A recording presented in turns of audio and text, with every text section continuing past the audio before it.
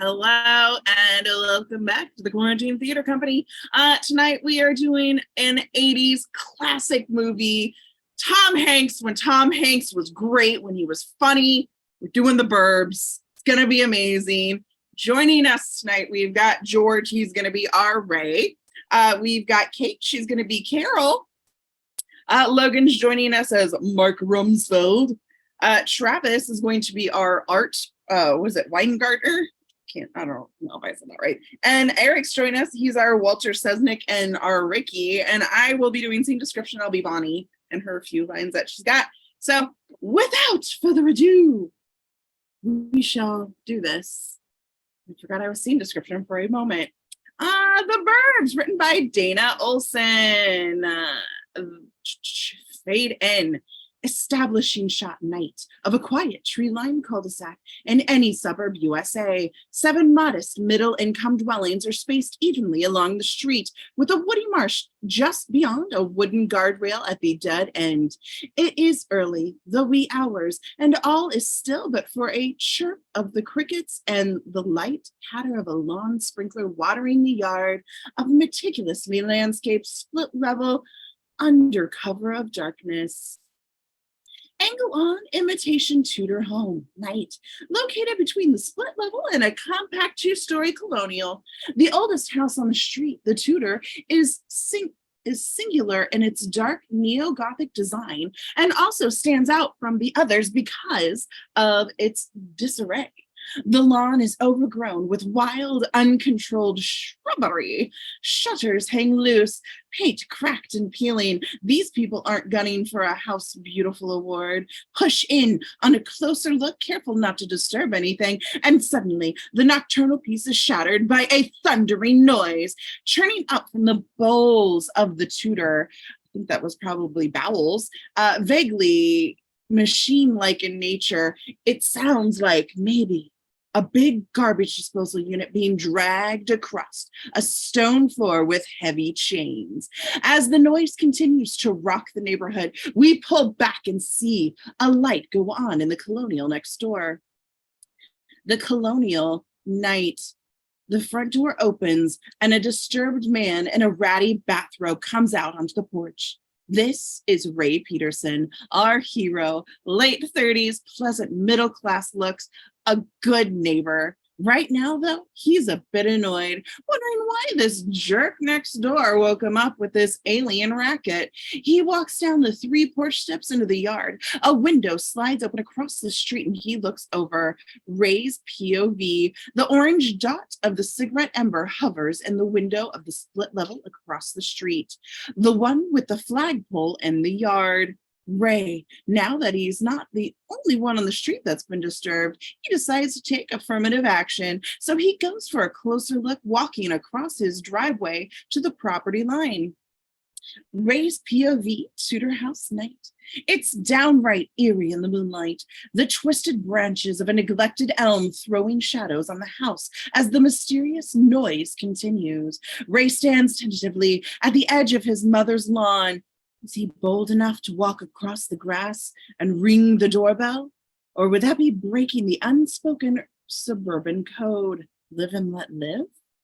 He looks across the street for guidance. The cigarette ember glows motionless. The ball's in Ray's court. He purses his lips, stuffs his hands into his pockets of his robe, and steps onto the lawn. Immediately, the noise stops. Tight on Ray. He freezes like a soldier who's just heard the click of a landmine arming itself under his foot.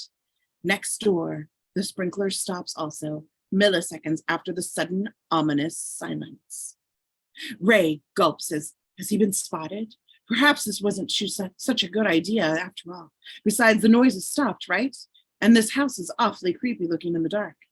Gingerly, he removes his foot from the grass and backs up a couple of steps into the sanctuary of his own driveway. Across the street, night. The cigarette disappears and the window slams shut. Ray heaves a sigh, looks up and down the block once more, scratches his head. The other houses on the block doze on, undisturbed. A long shot of Ray standing alone in his robe in the driveway, staring perplexed at his next door neighbors. Dissolved too? Exterior street dawn. We're tight on a spinning bicycle wheel that has the credits begin. Pull back to see the rest of the bike and its rider, a 12-year-old newspaper boy starting off his route in the bluish pre-sunrise light. He plucks a rolled up paper out of his basket, backhands it beautifully onto the front porch of a ranch house, and hangs a left in front of the street sign reading Mayfield Place. Exterior Mayfield Place day. This is Race Street. The first thing we see this morning is Walter, the grouchy old man with the beautiful lawn. He's wearing an undershirt, baggy pants belted at the sternum, and the world's worst toupee. A real Sperling, one-size-fits-all piece of shit. He tugs at his crotch and spits as he bends over to inspect his petunias. A yappy white poodle zips out of his house, dashes across the street to the house with the Cadillac in the driveway, arches her spine. Walter doesn't notice, though, standing at the edge of his property, staring at the grubby front yard of the Tudor right next door. The paperboy pedals up the street and hooks a morning edition at the poodle as she kicks the grass over her package. He delivers to the house next door, a bungalow with a front porch scraped clean of old paint. Then a ranch at the end of the block where a strange youngster named Barkalow rides his bike in concentric circles and turns to do Ray's side. Ray steps out of the house in time to get a paper lined into his shin, watches the kid skip the Tudor place. Walter growls something at the kid and then yells at his dog. What a shit. Queenie! The poodle runs back across the street. Morning, Walter. Walter says nothing. He takes his dog and goes into his house. Ray shrugs, goes inside, opens the curtain, and sits in the window to read. Exterior bungalow minutes later, tight on the tarpaulin, several unopened paint cans and some brushes, wide to reveal Ricky Butler, a slightly rumpled, spaced out 17-year-old setting up to paint the porch, actually slamming past a huge stereo speaker in the window to put on side 2 of the Physical Graffiti album, and also ravaging a family-sized box of Dunkin' Donuts. You go, Ricky. Backhanding some jelly off of his face, he looks over to the flagpole house next door where Mark A. Rumsfeld swaggers out the front door, slamming it behind him. Low-angle shot looking right up into his nostrils as he surveys his yard this fine morning. He's a militarist, all right. Close cropped hair, square jaw, rippling pecs underneath an Army issue t-shirt, tattoo on the right bicep reading Death Before Dishonor. His wife, Bonnie, a voluptuous knockout 15 years his junior, follows him out and hands him his tri-folded American flag. He marches to the pole, hoists the flag, salutes, and snaps a rigid about face. Morning, Lieutenant. This is Rumsfeld. Rumsfeld nods to the freak. Hi, Ricky. Ricky notices Rumsfeld's foot hovering dangerously close to the doggy doo-doo. Hey, Mr. Rumsfeld, watch out for the... Too late. Damn it! Try to get you. Sorry, man. He hides a smile. Credits end. Interior Ray's house. Ray watches from his window as Rumsfeld storms across the street to Walter's house, stopping briefly to scrape his defiled boot on the curb. Exterior Walter's house day. Rumsfeld stands in the lawn, absolutely livid. Walter! No reply from the house. I know you're in there, old man. You and your runt dog. Now Bonnie is at his side, tugging at his elbow. Mark, honey, the neighbors. Listen up, Walter. That piece of scum barking rat of yours has just taken its last dub on my lawn, understand? I find one more, just one, and I'm going to catch that thing and staple its ass shut. You hear me? The dog appears in the front window and yaps at him from behind the glass. Oh, my God. I'll do it right now. He advances on the window. Bonnie grabs him around the waist and tries to pull him away. Cut to interior Peterson living room day. Ray is watching this with great interest. His wife, Carol, A handsome, wry-looking woman scuffs into the living room in a fuzzy slippers and belting her robe. Across the street, Rumsfeld hauls up his garage door with one massive arm. What are you doing up? Walter's dog took a dump on Rumsfeld's lawn again. Carol leans over next to her husband and peers out. As the garage door bangs shut, Rumsfeld curses, removing the poodle's greeting with a snow shovel and a stick. Ricky watches delighted. Carol straightens up, pats Ray on the shoulder absently, Good, honey. and scuffs into the kitchen. Cut to interior Peterson breakfast nook day, a sunny little eating area that looks over a yard. Carol sits at the table with paper while Dave, their 11-year-old, inhales his breakfast. Ray stands at the kitchen window with coffee, peering out at the Tudor house. What's their name? Klopek? Mm-hmm. What is that, Slavic? I don't know. I remember we used to have mostly American neighbors. How long have they been in there now? A month? You think they're ever going to cut the lawn? Carol looks up and taps her cheek pensively. Let's see. I think it has been a month. Well, Ray, that's terrible. We haven't even gone next door to introduce ourselves. We have to do that right away. It's just rude. Well, honey, if it's been a month already, it doesn't make much sense to go over there now. Now, what am I going to say? Hi, how are you? I would have come over sooner, but I'm a rude person. He snorts, shakes his head. I don't need to apologize to this guy. He's the one letting his lawn go to hell and keeping me up all night with that weird noise coming out of his basement. He stares at the house with narrow eyes, thinking hard. What the hell are they doing in there? Carol studies her husband tiredly. Ray catches her look, notes half a smile beginning, then she looks down at her paper. What? She shakes her head, stifling something. He sits down at the table, lowering his head almost to his breakfast dish so he can look up into her eyes. Carol, what? You started to smile. What are you smiling at? He grabs her wrist. She straightens up. Ray, we should have gone up to the lake. This is no kind of vacation for you. You're going to sit around the house doing nothing for a week, and it's going to make you crazy. Ray retaliates in a flash. They've had this discussion before. Carol, it's not going to make me crazy. It is too. Look at you. You've spent all morning looking out the windows. You were up at the crack of dawn watching for dog poop, for God's sake. Dave catches this last line and finds it uproarious. Ray silences him with a look. I'm still on work time. My body clock hasn't adjusted yet. That's all.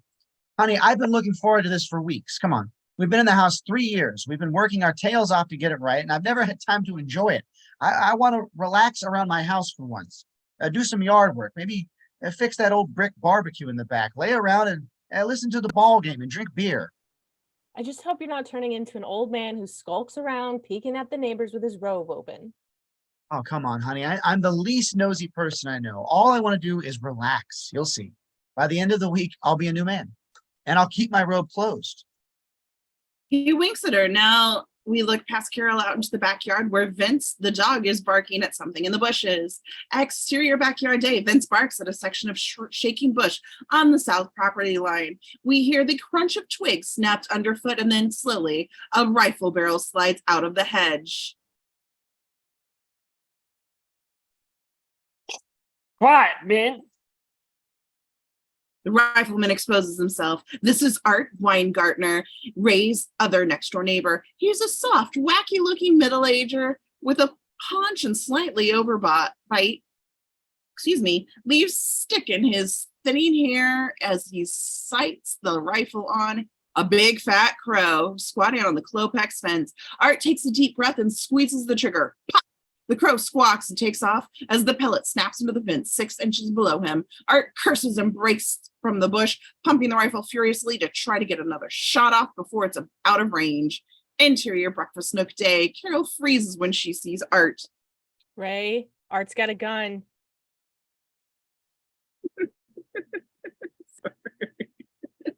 Ray bolts for the door instantly. Oh yeah, this is still me. Sorry. Cut to exterior yard. Art swinging the rifle and a long arc tracking the crow. Ray steps out on the back porch. Art. The arc stops in Ray's direction and the gun pops again. The Ray dives into the ground as a pellet plunks through the porch light, busted glass raining down on him. Shit. For the love of Christ. He watches the crow swoop off into the sanctuary of a tree, chiming him with a series of squawks. Then he looks over at Ray. Was that your porch light? Cut to interior breakfast McDay. We're tied on Art's air rifle leaned against the wall. We go wide to see Artist join the Petersons for breakfast, wolfing down an English muffin as he talks. Well, you know how Suzette is about her bird feeder? Goddamn crows start showing up out of the nowhere and raid the thing. On my way back to do something about it. Are you Southern? I don't remember seeing crows around here before. Big bastards too, so I figured I'd break out the elephant gun and pick a couple of while she's up visiting her mother. He slurps his coffee. This guy eats like a machine. How come you didn't go with Suzette to visit her mother? You kidding? Me in the same house with those two for a week? I'd rather eat glass. Yeah, it's gonna be a big week for a bachelor kid.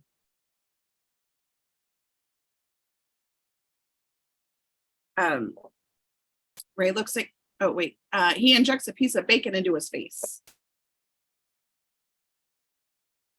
How come you're not at work, Ray? I took a week off.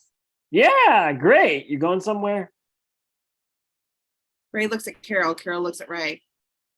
No, I thought I'd just hang around the house and relax. Mm.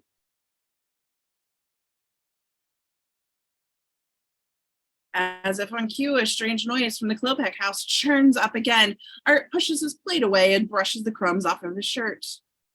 Good luck with these maniacs we got next door. Have you met the Klopeks yet, Art? Art shakes his head. Nah, nobody on the block has. But I heard something from the real estate board who showed them the place. Their last house burned to the ground. Art widens his eyes and wags his brow. Kidding. A hideous, raging inferno. Neighbors from hell. I can't believe you said that. That's exactly what I was thinking. Carol laughs into her coffee. Ray winks at her. Art goes to the window, strikes a dramatic pose as he gazes next door. Some people are just magnets for tragedy. Evil follows them around like a lurking shadow. I expect their grass will die soon. Then a plague of frogs. Maybe. Sure glad I don't live next door to them. Art texts an exchange between Ray and Carol. Listen, no kidding. These Colpecks are major league strange. I've been watching that place since they moved in. Nobody goes in. Nobody comes out. No deliveries. No visitors. Weird noises. Nobody even seems to know how many of them are there. There are.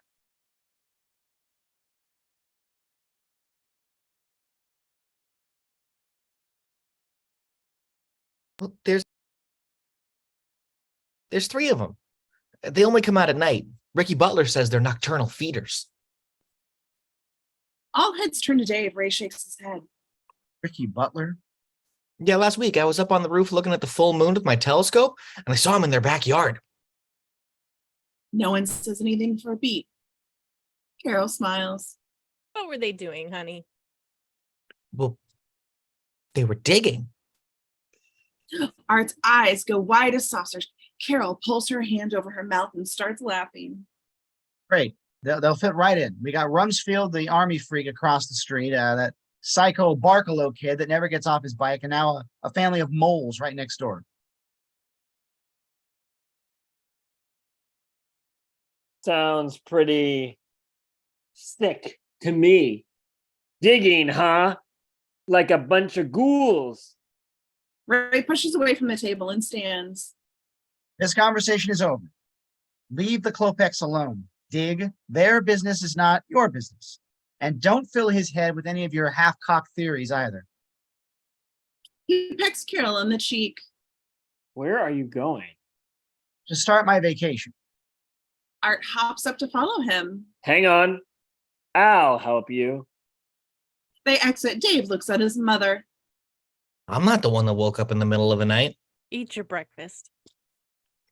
Exterior Mayfield Place Day. Walter observes as a Kim lawn truck sprinkles his turf over at Ricky's house. Ricky and Dave stand in the front porch, arms folded, minds working. I thought your parents wanted it white. Yeah, but white's so pedestrian. I'd like to do something like really cool, like sort of like a welcome home surprise, or maybe blue. He steps back and holds up a thumb like an artiste. Yeah. Blue could be the play. Rumsfield's Bonnie in a mind-blowing bikini is on her hands and knees planting bulbs at the base of the house. Rumsfield has his lawnmower up in it and wipes down the detached mower blades with gasoline, staring across the street. Boy, that really burns my ass. Bonnie looks up. Rumsfield's POV, Walter is standing on the edge of his lawn, staring with concern at the Klopex wild overgrowth, creeping dangerously close. The Kim lawn truck pulls away. That old fart's got the best lawn on the block. It's Terry. You know why? Because he trains his dog to crap in my yard. Now Walter digs at a clump of crabgrass on his property line. Yeah, that's right, Walter. Those Huns next door are loaded with crabgrass, and it's contagious as hell. Back to seeing Dave, Bonnie into her gardening again. It's got a tough summer ahead if the foreigners leave the jungle growth alone like that. What do you say, honey? Heart attack by mid-July? As Rumsfield turns to face his wife, he notices Ricky Butler staring mesmerized at Bonnie's shapely ass. The lid from a primer can drops from his hand and clatters on the driveway. Then Ricky catches her husband glaring at him, and a broad, shit-eating grin spreads across his face. Rumsfield to Bonnie, out on the corner of his mouth, he twirls the sharpened motor blade in his hand. That kid's next door's a meatball. Another angle on Rumsfield as he turns at the sound of Ray's garage door rolling noisily up. Ray and Art in shorts and ratty golf shirts see Rumsfield and wave. There's Peterson. Came out in his robe last night when the foreigners were making all that racket. Didn't do anything about it, though. He smirks and waves back, drops to his knees, and plunges the blade back into the mower. Inside Ray's garage, he pokes around under his workbench as Art leans against the car, chewing bubble gum. What you gonna do first? I don't know. He produces a shiny red toolbox and sets it on the bench. See my new tools? Is that a euphemism? He opens the box and Art whistles. Oh, I see him. Those are beauties. Woo! Where'd you get them? Carol's father gave it to me for Christmas. No, you're gonna build something? Maybe. He picks up a tool and studies it. What's this? It's a plane. No, it's not. A plane's a flat thing with a razor in it. This must be a clamp or something. Art shrugs, turns to look out to the street. Ray looks at his tools. Betcha Ozzie Nelson didn't know how to use these things. He closes the toolbox and checks his watch. What time does the ball game go on? He joins Art at the edge of the driveway. They watch Barklow Kid ride his squeaky bike in the cul-de-sac for a beat. I got an idea. Let's knock the Barklow kid off his bike and grease that goddamn wheel once and for all. He's not bothering anybody, Art. He turns away. No, come on. We'll just use your tools. Ray folds his arms, thinking hard. Maybe I'm hungry. You want to drive somewhere, get a beef sandwich? And he shakes himself out of it. No, don't do this. We're going to think of something. Now Art grabs Ray's shoulder. Hey, Ray. Ray turns and nods over towards the Klopek house as the front door opens. All work on the block stops and all heads turn to stare as Hans, the boy, steps onto the porch. He's a gaunt, pale lad of rather indiscriminate adolescent age with stringy hair and a caved-in chest. Excuse me. He looks around a bit self-consciously as Walter to his right, Ray and Art to his left, Ricky Butler, Dave, and the Rumsfield across the street all stare wordlessly at him, keeping his eye moving from one comatose neighbor to the next. Hans shuffles to the edge of the porch and squats down to pick up the mail packet. Art and Ray are transfixed, watching the kids' every move. Art nudges Ray. Let's go say hello. Huh? Come on now. Now's our chance. Let's see what he sounds like. Ray looks at Art tentatively. The Rumsfields are watching Hans from their vantage point. Hey, honey, one of the Huns came out of the cave. We shouldn't stare like this. Walter reaches down and scoops up the poodle as she's about to charge into the Klopek's yard. Ricky Butler snaps his gum, a keen eye on the action. Dave's eyes are on Art and Ray. Hans straightens up and backs up slowly for the door. Ray and Art. Art shakes Ray by the elbow. Come on, we're gonna lose him. You say hi to him. He's your neighbor. Hans slips back into the house and closes the door, a weasel retreating into his den. Exterior Peterson garage. Blew it, choking chicken. Choking? What What do you mean choking chicken? He went back in the house. Buck. Buck. Buck. Buck. do you know what a chicken sounds like, Travis? Oh yeah, buck, buck, buck, buck, buck. Yeah. Oh yeah. Christ. Ray gives Art a shove. Rumsfield watch Art and Ray quibble, taking turns pulling each other towards the Klopek house.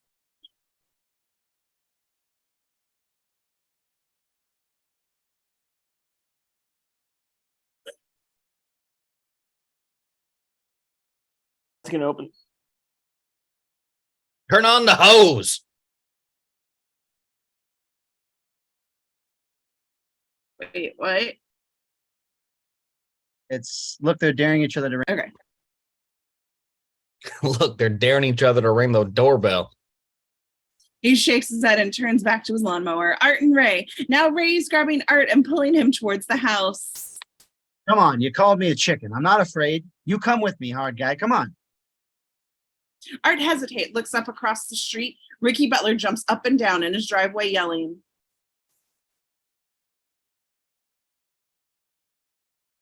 Go for it. Go for it.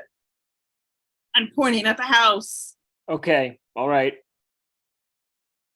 They start for the house. Ricky Butler breaks into enthusiastic applause. The Barklow kid even glances over.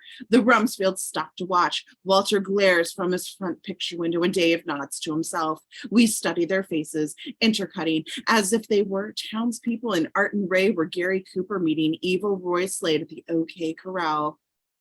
Tense music builds. They reach the front walk. Art and Ray's POV in the house, dead vines, dirty windows, leaves blowing across the brown glass. A loose shutter with a creaking hinge bangs on the upper window. It's creepy. Art and Ray look at each other, step into the porch. I don't think the bell works. He reaches for the door knocker, a big brass affair in desperate need of good polishing.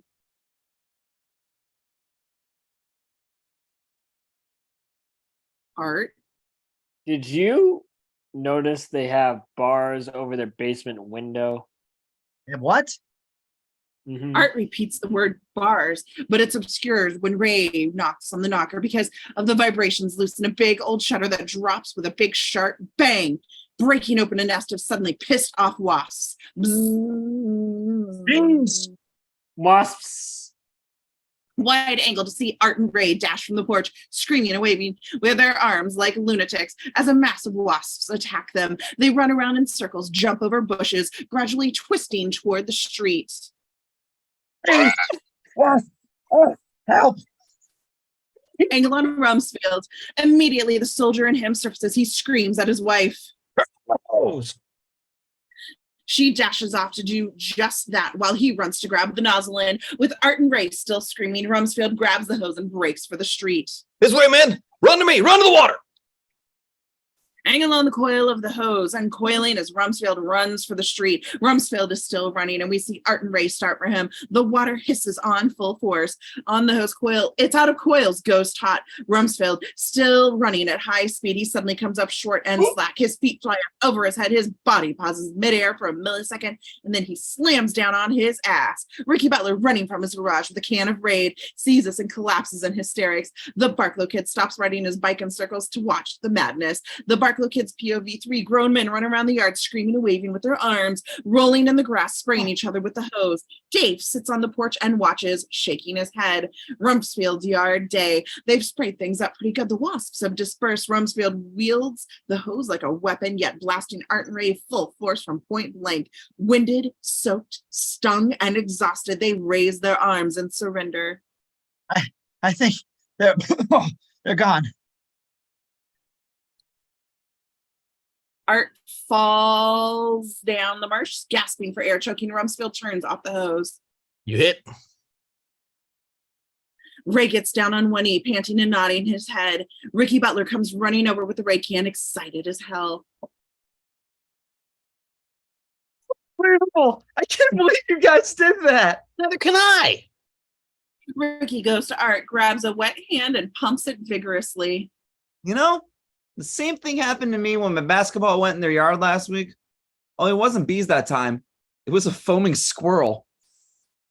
Art and Ray look at each other. Rumsfeld stares across the street after a beat. Heinous, man. Very heinous. He stands there shaking his head. Soon everyone is quiet, looking at the Klopek house.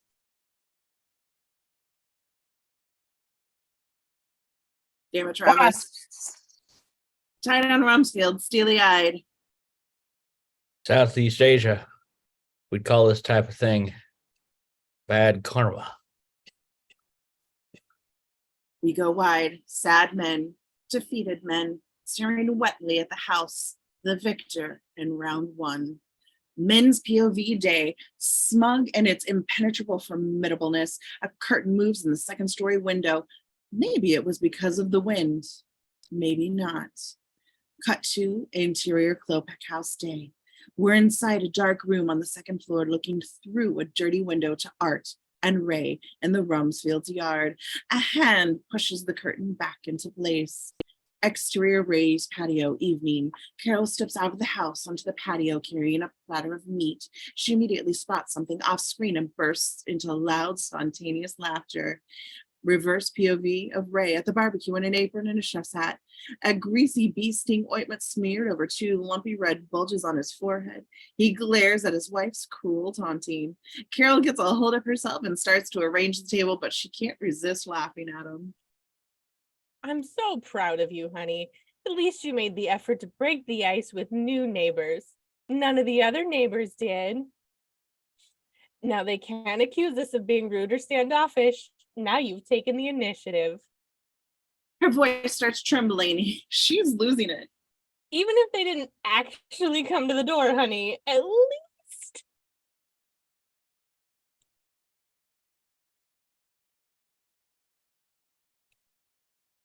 It's enough. Enough. She bolts into the house, explodes off screen. Ray sneers and turns to look at Dave, standing mutely beside him.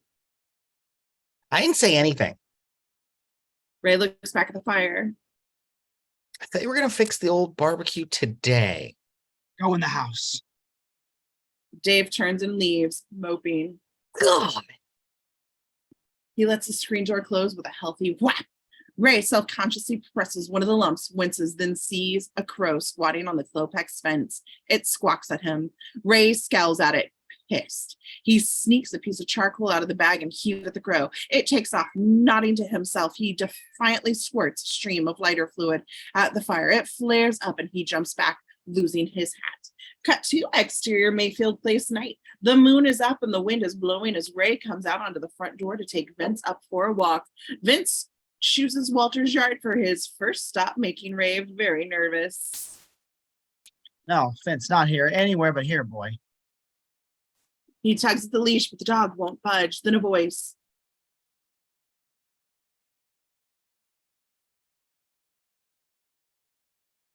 Damn it, Travis.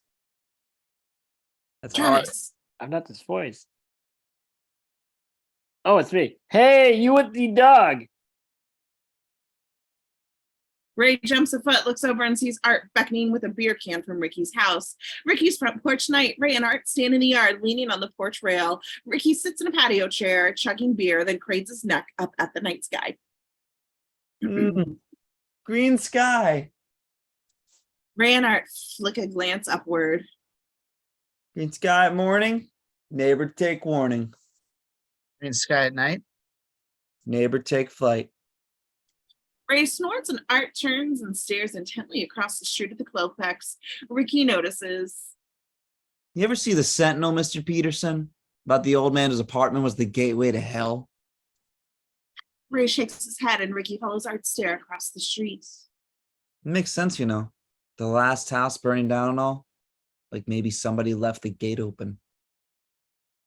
Ricky looks to Art for a reaction. A breeze kicks up, blowing through the trees. Then, bang, we hear a door slam shut over the Klopex. Art's eyes narrow keenly, like a dog on a scent. They're moving around again. Ray and Ricky look at each other. Art stares into the night sky. Eerie music begins as he starts a morbid reminiscence. It was a summer night like this when they found him. What, Mr. Weingartner? Oh, it was before your time. Way back. Hinkley Hills was much smaller than everybody knew. Everybody never had to lock your door. I must have been 16, 17. Anyway, there was a soda fountain in the drugstore where the library is now. Guy that ran it. The soda jerk was a rotund guy with glasses named Skip. Had a bungalow over Elm. Wife, couple of kids. Nice enough guy, pleasant, not real sharp, but what do you want? He was a soda jerk. Guy's 40 years old, wearing a paper hat, making cherry coke. Safe bet he's not going to be running for governor. Right? So there was this heat wave, a real scorcher. I think the record still stands from that summer. It was in the hundreds for days, and the people over on Elm started to notice this. Nasty, rotten stench in the air, and it was coming from Skip's house. Well, nobody did anything for a while. What do? Ring the guy's bell and say, "Hi, your house stinks." So they tried to ignore it. But it got worse and worse. Finally, one of the neighbors called the cops. They go to his house. He tells them he's got a sup problem. He'll clear it up, they say. They leave it next thing you know, there's smoke coming out the windows. Fire department shows up, breaks into the house. There's Skip, lying dead in the kitchen with the gas on. They go in the basement. Wife and kids clubbed to death weeks before. The bodies are decomposing in the heat. After he did it, he just threw a sheet over them. Kept going to work as usual. Cops showed up. He figured he was caught. Offered himself, torched the house, made one too many lemon phosphates one day, and just snapped. I remember hearing about that when I was a kid. Art nods morbidly.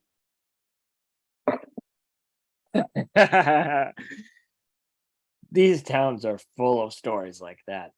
There's a new one every day, sometimes right under your nose. Ricky wrinkles his brow, thinking hard. Now that you mention it, I've noticed kind of a funky odor around the house since they moved in. Someone swallows hard. In the distance, a dog howls at the moon. Vince's ears prick up as he starts growling. I gotta go. Matter, Ray? Scared? Yeah, Art, right. That's why I'm leaving. I'm gonna go home and pull the covers over my head. He unties the dog. Sorry, Mr. Peterson. It was a joke. All right, I'll stop talking about the Klopex if it bugs you. Relax, will ya? I'm a grown man. You can tell ghost stories about the Klopex all night. Personally, it's just not something I'm gonna go home and lose sleep over.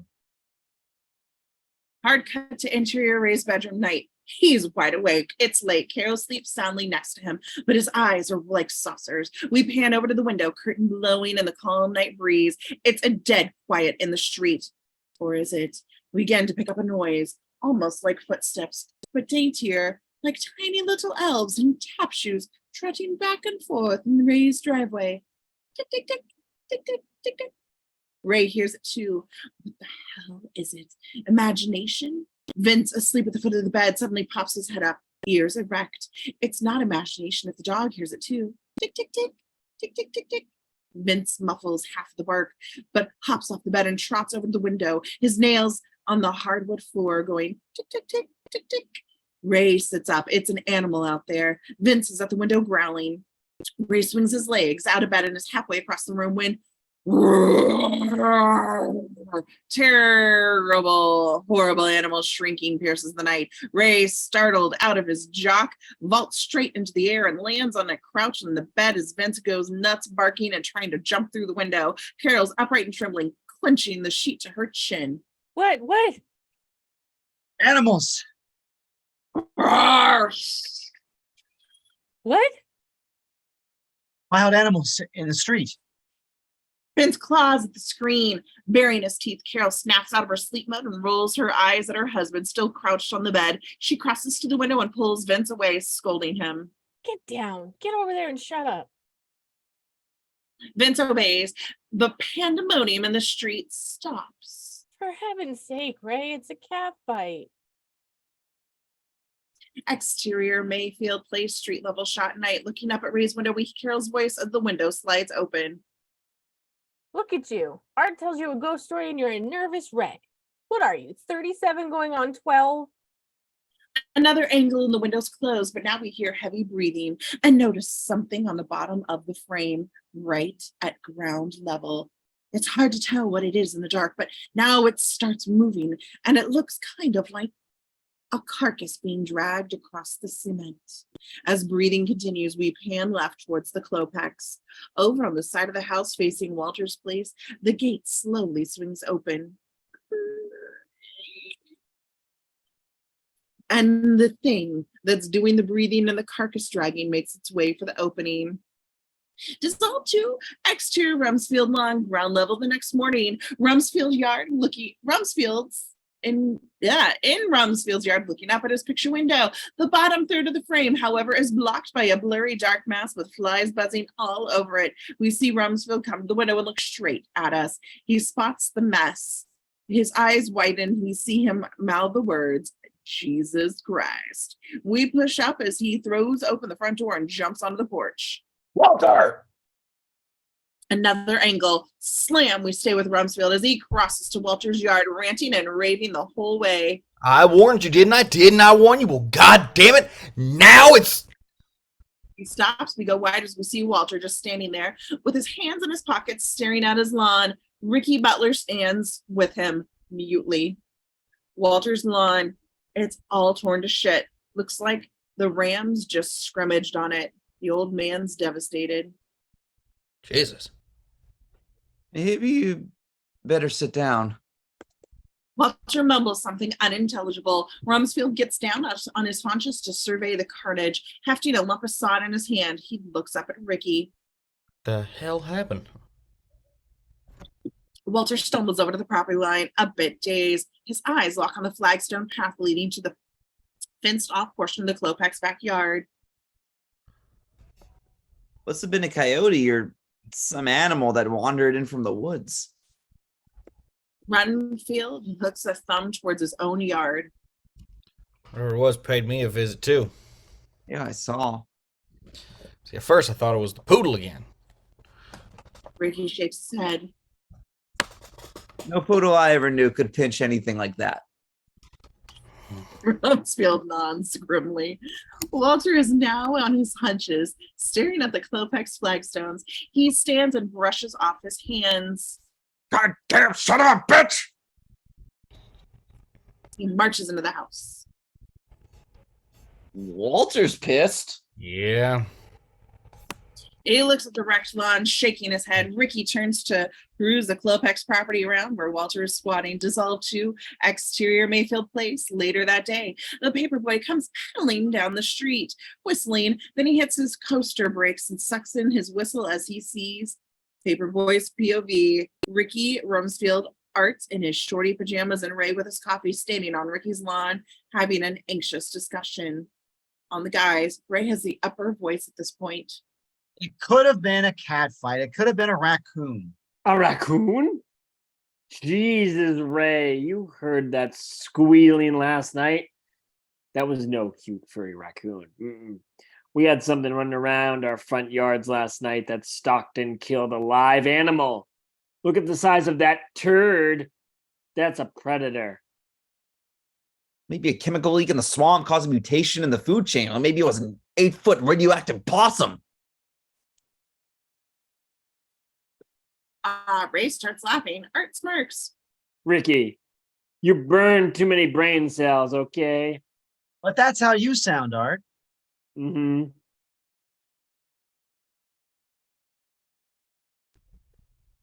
Paperboy approaches apprehensively. The men spot him. Hey, kid! Look, I know I'm a little late, but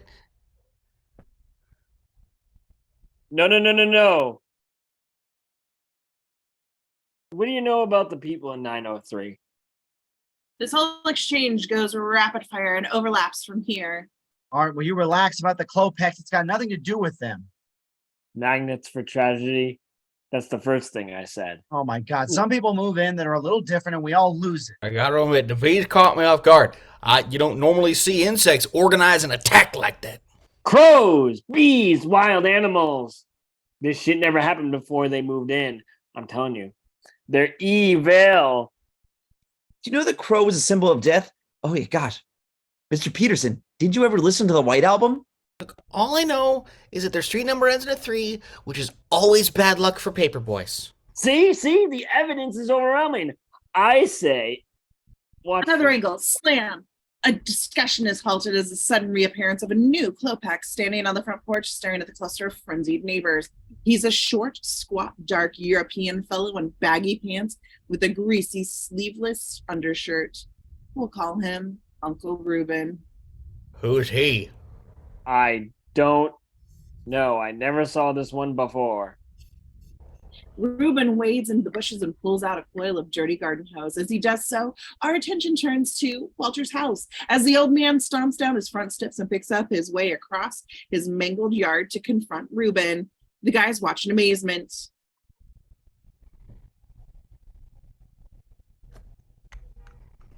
Oh, yeah. He's going in the yard. The paperboy, a relative newcomer to the pack, shakes his head slowly. Guy's POV, Walter and Reuben. Walter, hands on his hips, berates Reuben, occasionally pointing to either lawn and the flagstone path. We can't exactly make out what he's saying, but we catch a few expletives.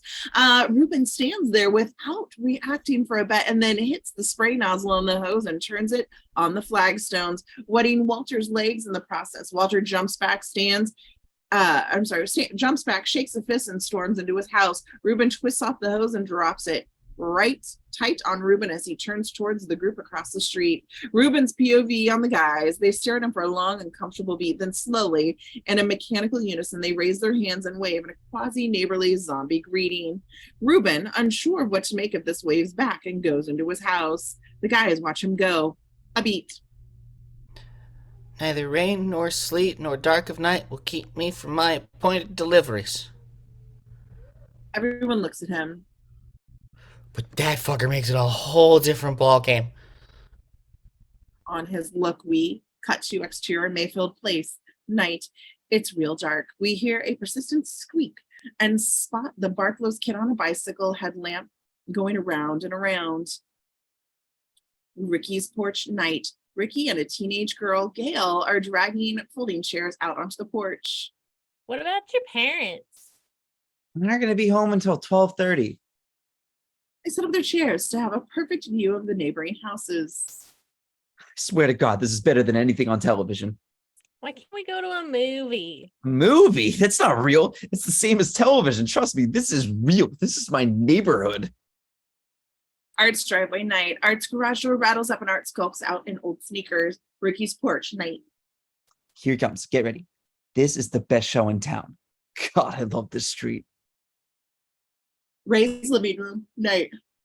It's silly, all this spying. These guys really think the Klopeks are up to something crazy. I mean, what do they think they'll find? It's silly. Very silly, dear. These guys think they're going to sneak in there maybe and find Dracula or Frankenstein's laboratory or maybe a torture chamber or something. Like the Marquis de Sade with a rack and thumb screws and coffins with nails in them that poke your eyes out. Isn't that silly? Very silly. Ricky's porch night. Ricky reaches back and turns off the porch light. House lights dim. Something luminous watch and points across the lawn. End curtain. Art's garage door rattles up as Art skulks out, wearing old sneakers, cutting through the hedge into the yard. Somebody's living room at night. Sorry, the script is all messed up. Ray's living room night continues his speech, courting his wife's approval. I can't believe these guys have nothing better to do than spy on the neighbors. Like the Klopeks brought evil into the neighborhood. Well, I'm a grown man. I'm not sinking to their xenophobic level. I'm not about to get involved in a bunch of childish games. Ray's yard exterior night. Ray's out of something. A bush heaves a handful of pebbles, something by the front window. Ray's living room night. Something as they clatter on the glass. I'll be right back. He puts down his drink and bolts for the door. Exterior Ray's yard. Ricky's POV night. As Art and Ray confer in low tones, Ricky explains to Gail. You see, the guy on the right, Peterson, he's the skeptic. He's basically grounded in reality and doesn't want to believe his next door neighbors are up to something strange. Because if he did, he'd have to deal with it. Weingardner, on the other hand, wants to believe the worst. Like the weirder, the better. He's actually the more spiritual of the two. And I think he'll bring Peterson around eventually. Ray and Art start to cross the street to Rumsfeld House, glancing over their shoulders at the Klopek house. Where are they going now? Rumsfeld. Next door, the Marine.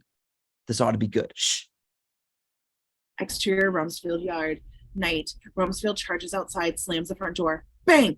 Art and Ray went. He joins him out front, tossing Art a large rifle scope. Art puts it up to his eye and smiles. What's this? Infrared scope. Snipers use it for night vision. What are we going to do with that? I'm going to get close to those barred up windows and take a peek in that basement. Ray looks across the street. I don't know if I'm up for this, guys. Carol spots me crawling on their lawn at night. I'm a dead man. What, you whipped or something? No, I just think this is taking it a little too far. Jesus, infrared scopes. What's next? Tapping into the phone lines? That could be arranged. Oh, why don't we burn a cross in their yard while we're at it? Art shushes him and holds up a hand looking across the street. Come on, guys. Nothing that's happened so far merits this. Rumsfeld shushes him, holds up a hand. He cocks his head at the angle, listening. We begin to realize that for the last couple of moments, there's been a low, barely detectable hum, vaguely electronic in nature, permeating the still of the neighborhood. It mounts a bit in volume and suddenly becomes quite noticeable. They all look at each other. You guys hear something?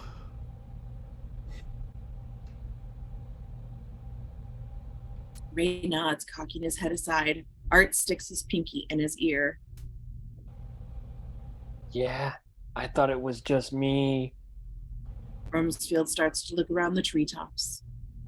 Like a low-pitched kind of buzz. What the hell is it? The buzzing gets louder. It's getting louder. You think it's a power transformer or something?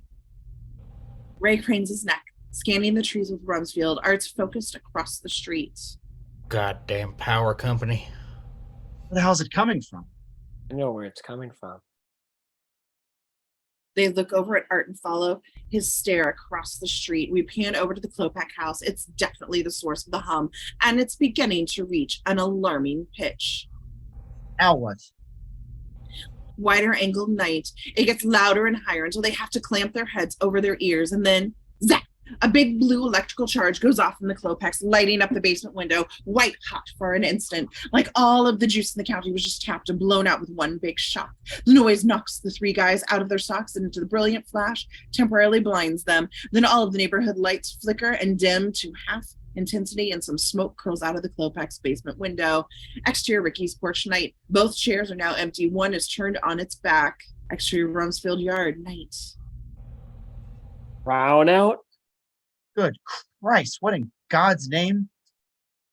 An aroma accompanies dissipating smoke. Rumsfeld takes a few sniffs. Smells like they're cooking a goddamn cat over there. Okay. I'm going over No. there. No, I'm going find over out. there, and I'm going to find out. Sorry. Travis, you're lying. Duck. Art squats and yanks Ray down to the ground before he can protest. Art clamps a hand over Ray's mouth. Rumsfeld drops to his knees and points across the street. We look. The Klopex garage door is opening. Quick! Behind the garbage cans!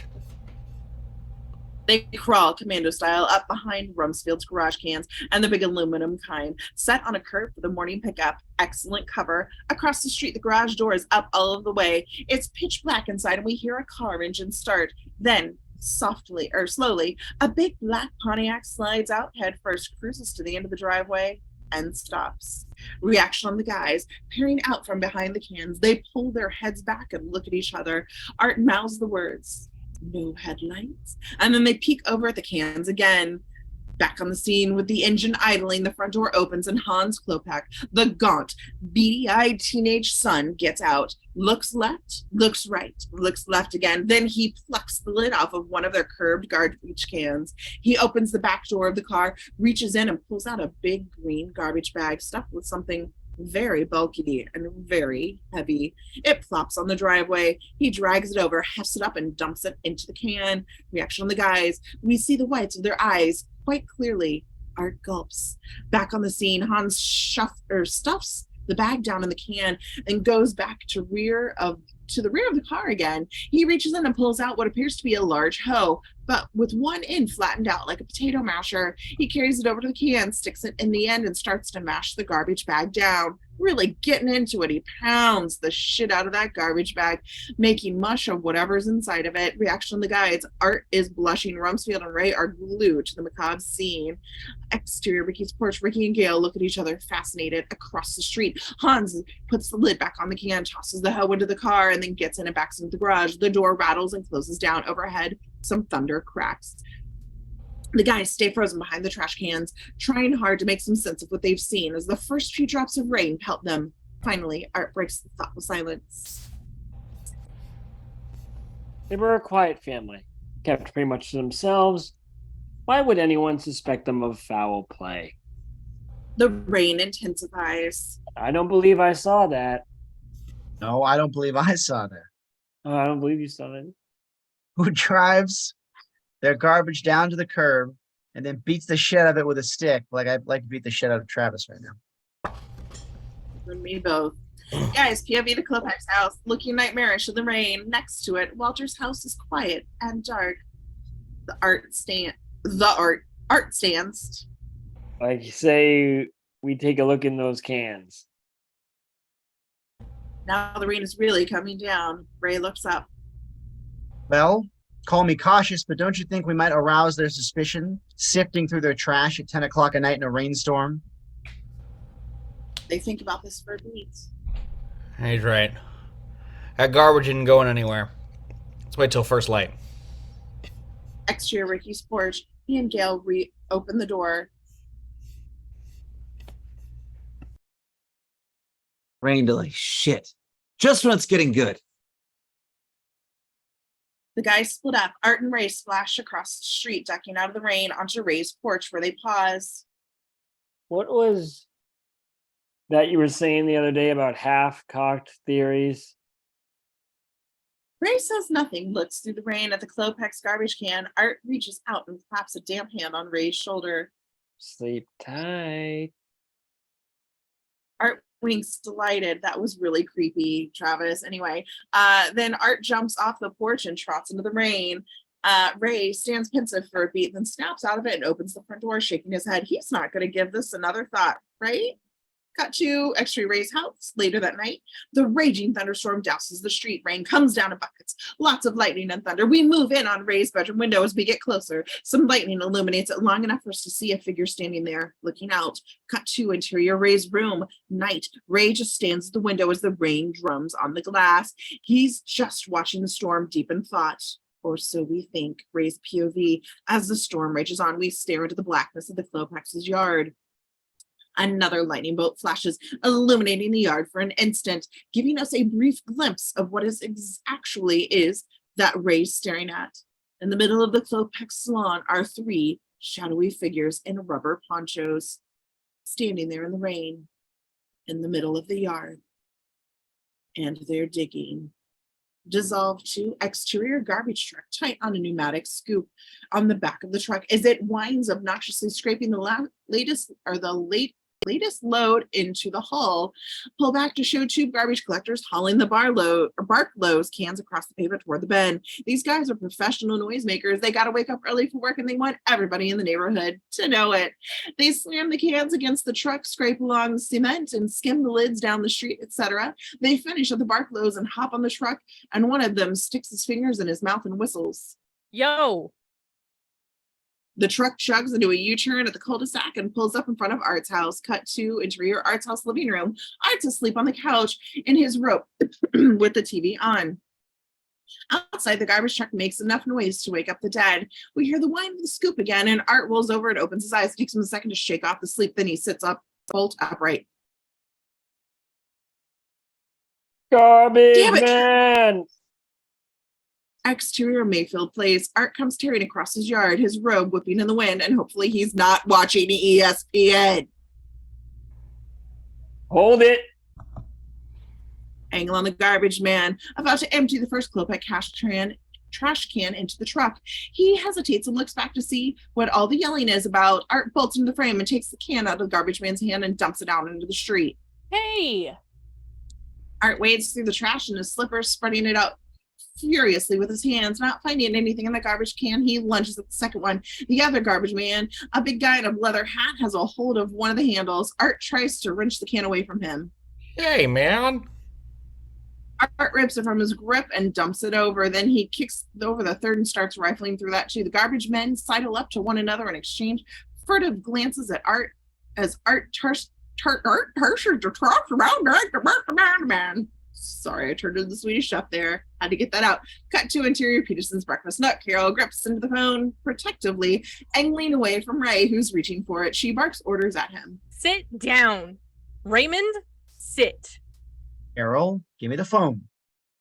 He lunges again, and she twists away and starts punching numbers furiously. I'm calling the Denbys to have them open the cottage. You need to get out of here and rest.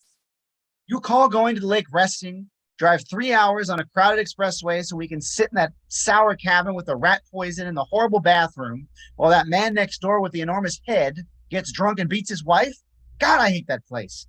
There were teeth marks in the soap last time.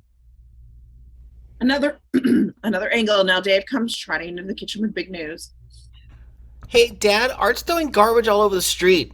He's having a stroke. Exterior street, Ricky leans a ladder against his garage, watching over his shoulder as Art climbs into the back of the truck, and the two garbage men yell at him. Get out of the truck, man. Are you nuts? It's gotta be in here. Now Rumsfeld comes charging out of his house, clad in only a bath towel. His hair is wet and his face is half lathered. He's still wearing his hat, but he's naked. He pads up to the truck and cranes his neck into the hole, and Art looks up and shakes his head.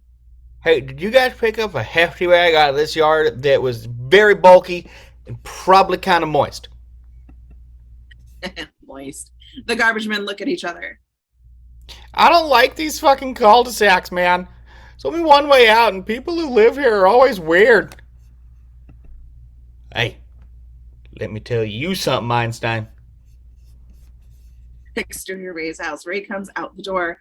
Carol is at his heels, pointing a finger. Ray, I'm warning you. If you go through the neighbor's garbage, I will ask for a divorce. Carol stops at the edge of the porch as Ray advanced on the rapidly heating discussion at the garbage truck. Okay, no sex for a week. Do you hear me? Those fighting words. Garbage truck as Ricky and Ray join the discussion. The lines collide and overlap. Look, my taxes pay your salary, pal, so... Look, I don't want to hear your shit, okay? Question is, who's gonna pick this up? You think this is weird? You guys should have been here last night. Ray, they must have switched trash on us in the middle of the night. There's nothing here. Take a break, man. I need a cold drink and a Twinkie after these weirdos. To Rumsfeld yard. Bonnie spots Queenie, Walter's Pudo, sniffing. I need help. Sniffing around the yard. She hurries down the steps and scoops her up. Hey, naughty little puppy. Uncle Marky gets very mad when you come in his yard. Now she looks more closely at it. You're so dirty and you're shaking. Oh, I wonder if Walter knows you're outside. She heads across the street to Walter's house. While Bonnie knocks on Walter's door, we notice all the guys at the truck are staring at Ray. They were digging. Jesus. They're ghouls, I told you. Everybody shakes their head and mumbles. Don't you see? The kid spotted us when he was dumping the corpse in the trash last night. So he took it out when we were asleep and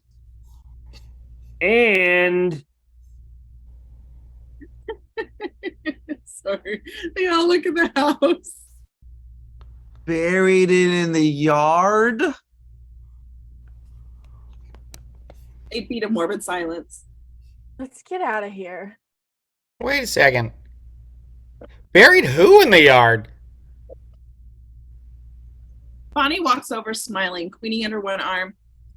Hey, does anyone know if Walter keeps a spare key lying around somewhere? He seems to have gone away without feeding his poor little doggy. Dun, dun, dun.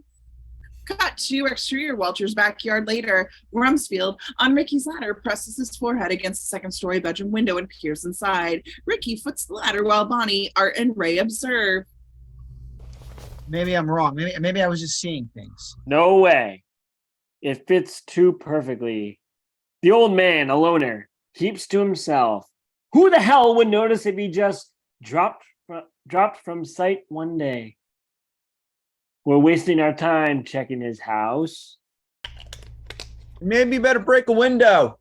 Don't break a window. Smash! Why did you tell him to do that? I figured he would.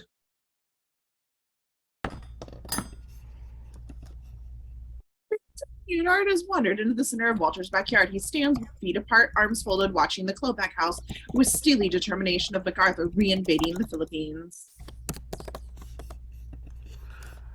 I'm going in! He's forced the window up and we see his ass and legs slide in.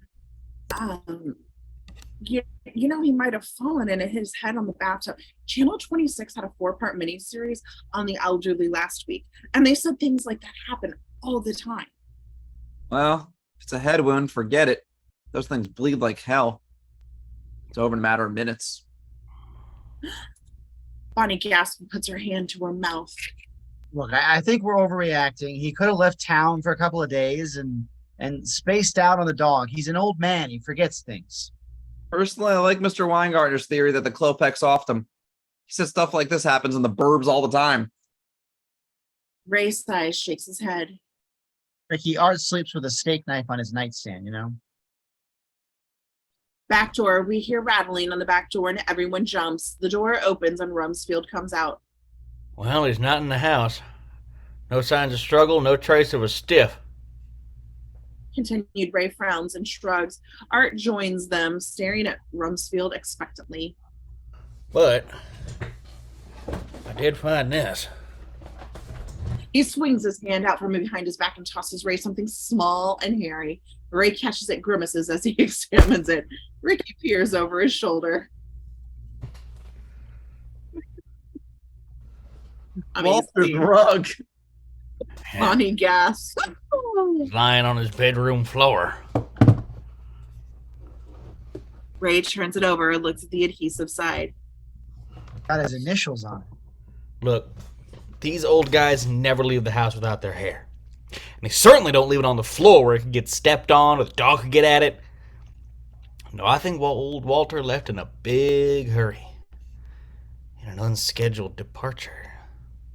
Now we hear Art shriek at the absolute peak of his vocal capacity. You can't hide forever, Colbeck. You hear me? Bonnie jumps out of her socks. Ricky, Ray, and Rumsfeld look at each other and bolt for the yard. Art, his face is beet red, shakes his fist. You think we don't know what's going on in there? Huh? Think again. He starts to run for the fence. Rumsfeld knocks him down with flying tackle. He struggles. Listen to me.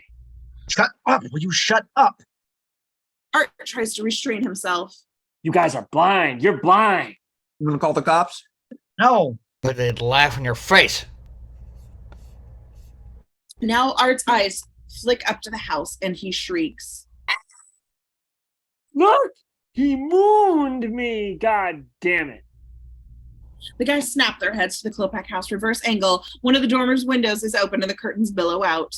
He hung his ass out the goddamn window. Cocky little son of a bitch, motherfucker. You think I'm dumb, huh? You think I'm gutless. Get him out of here. Rumsfeld drags Art away from the fence. They're not going to get away with this. I'm going to find a way to. Yeah, sure. I know. God damn right nobody plays me for a sap. Okay. Suddenly he bolts out of the street directly in front of the Klopaks and points a finger.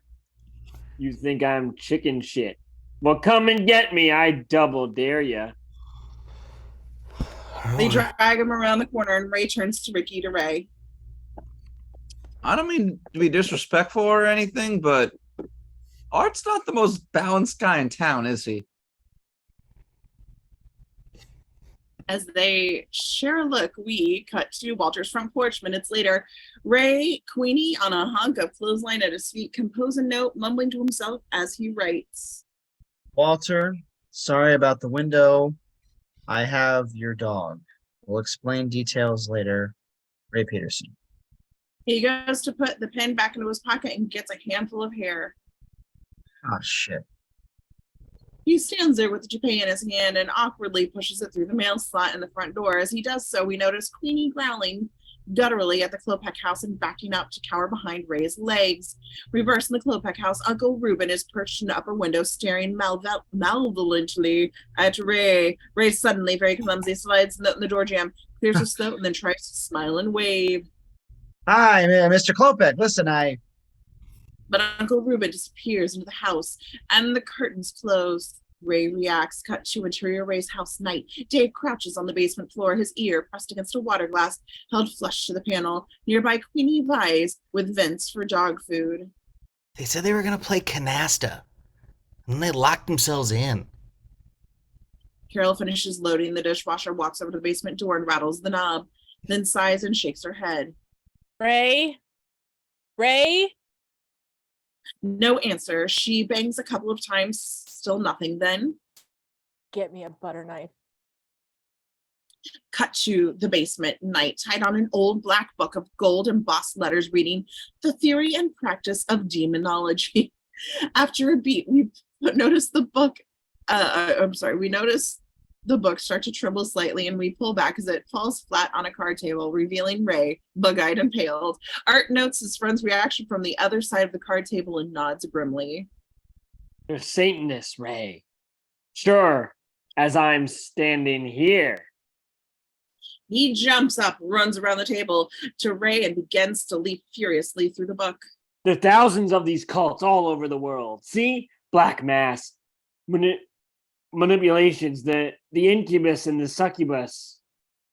Or mutilations. He grips Yeah. Ray's shoulder. Walter was a human sacrifice. Oh my God. Insert on the book various disturbing illustrations of goat-headed demons, pagan gods, bizarre ritual ceremonies, etc. Back to scene. Ray clucks his tongue, rubbing his forehead. Resale value of this house is going to be bupkis when it gets out that the Mansons live next door. Art doesn't hear him. He's already plotting. Now look, here is what we're gonna do. Tomorrow we're gonna go down to the religious supplies store that they clearly have and get some holy water. My cousin Jerry's a priest. He can get us a discount. Then Be serious. If you think I'm going to start hanging garlic on the house and sprinkling sheep's blood on the lawn, you're out of your mind. Suddenly, Art springs on Ray and clamps a hand over his mouth. don't be a fool. It's non-believers that are the most vulnerable. The walls have ears. Off screen, the basement door opens. Footsteps hit the stairs, and Carol's voice echoes in the basement. Ray? Art screams, and Ray rips his hand off his face, trying to retain some semblance of calm answers. Right here, honey.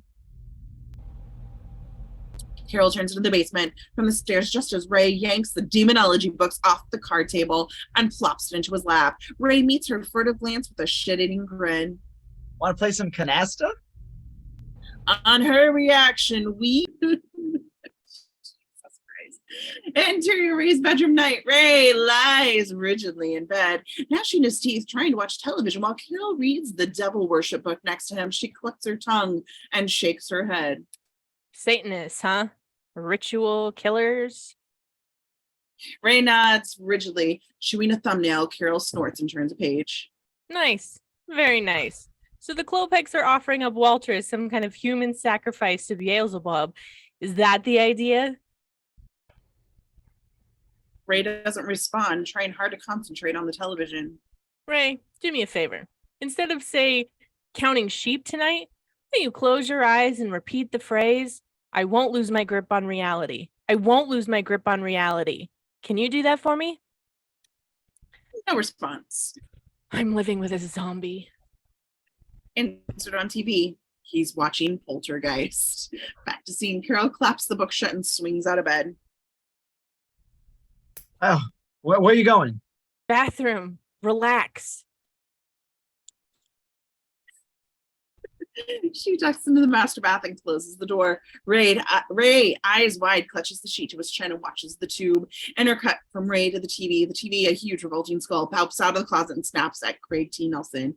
Ray grimaces and changes the channel. On the TV, Mia Farrow gets raped by the devil in Rosemary's Baby. Ray changes the channel. On the TV, Linda Blair pukes up green shit and casts aspersions at Father Damien's mother. Tight on Ray. Freaking out! Carol comes into the bathroom, looks at the bed. Ray is a lumpy, quivering mass under the blankets. Hold on Carol's reaction and cut to dream sequence. Exterior Ricky's yard the next morning. Dave watches Ricky stir a can of paint in the driveway.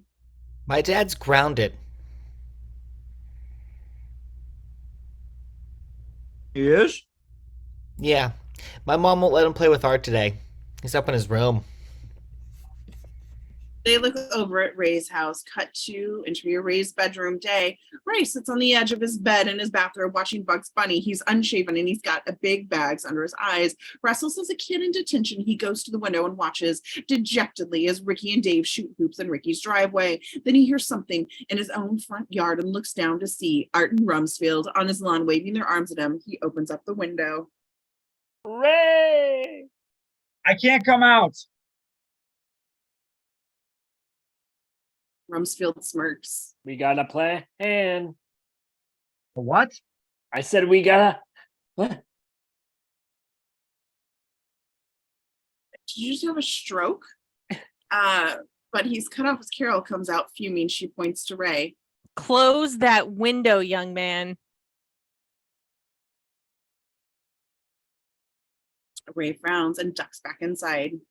I'm sorry, boys. My husband's not feeling well today. He has to stay in his room. She yells across to Dave. Dave, will you come and help your mother with the shopping, please? Interior Ray's room. Ray watches forlornly as Art and Rumsfeld cross to Ricky's porch. Exterior Ricky's porch. Rumsfeld sits on a lawn chair nursing a beer. Ricky watches, amused, as Art paces the porch. We've got to force their hand. There's no other choice. But how? Let's think back to Skip. Killer soda jerk? Exactly. Ricky nudges his friends. They're loving this. What made him crack and end the whole thing? He pauses. Rumsfeld shrugs and coughs. He thought the cops were onto him, and all they did was ring-a-ding-ding his bell and ask him a stupid question about his house. Are you saying we should call the cops? No. Zoom into a close-up of Art hatching a scheme. I got a better idea. Exterior Ray's backyard day. Vince, the dog, digs furiously at the base of the fence. Ray dozes in a lounge chair, 4 cans of Budweiser and a carton of cigarettes on a table beside him. He is snoring. Exterior Mayfield Place. Art and Rumsfeld stand nervously on Klopek's front porch. Art reaches up, presses the bell. Ding dong, and the two of them tear ass like bats out of hell. Rumsfeld bolting across the street to his house. Art vaulting the bushes into Ray's yard. From Mickey's porch, we hear explosions of hysterical laughter. Exterior Ray's backyard day. Art breaks through the bushes and rolls into the yard, perspiring and breathing heavily. Travis! Ray shifts onto the chair, still dozing. Art jumps into the patio and shakes him. Hey, Ray. Ray wakes up screaming, falls out of his chair. Ah, what? Take it easy. Listen to me. Ray looks at Art. Twigs and pieces of grass stick to his sweaty face. His eyes bulge. I think we fleshed them out. What? We fleshed them out. Rumsfeld and I just slipped a note under their door, then rang the bell and ran. You what? Vince. Now we see Vince pull a bone out from the hole he's been burrowing under the fence. He proudly trots to the patio, dropping the bone at Art's feet. All it says was, I know what you've done. That's all. I didn't sign it. Ray jumps out of his chair.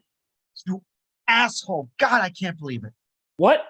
You gotta goose these people to get them out in the open. Good dog, Vince. Ray yells, Art tosses the bone back in the yard and Vince starts off to fetch it. They're gonna think I did it. Yes, they are. That old guy, the short one with the hose, he saw me leave the note at Walter's yesterday. I'm the first guy they'll suspect. So what? We got him now. It's just a matter of...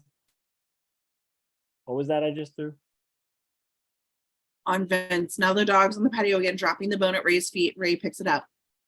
The bone. Let me see it.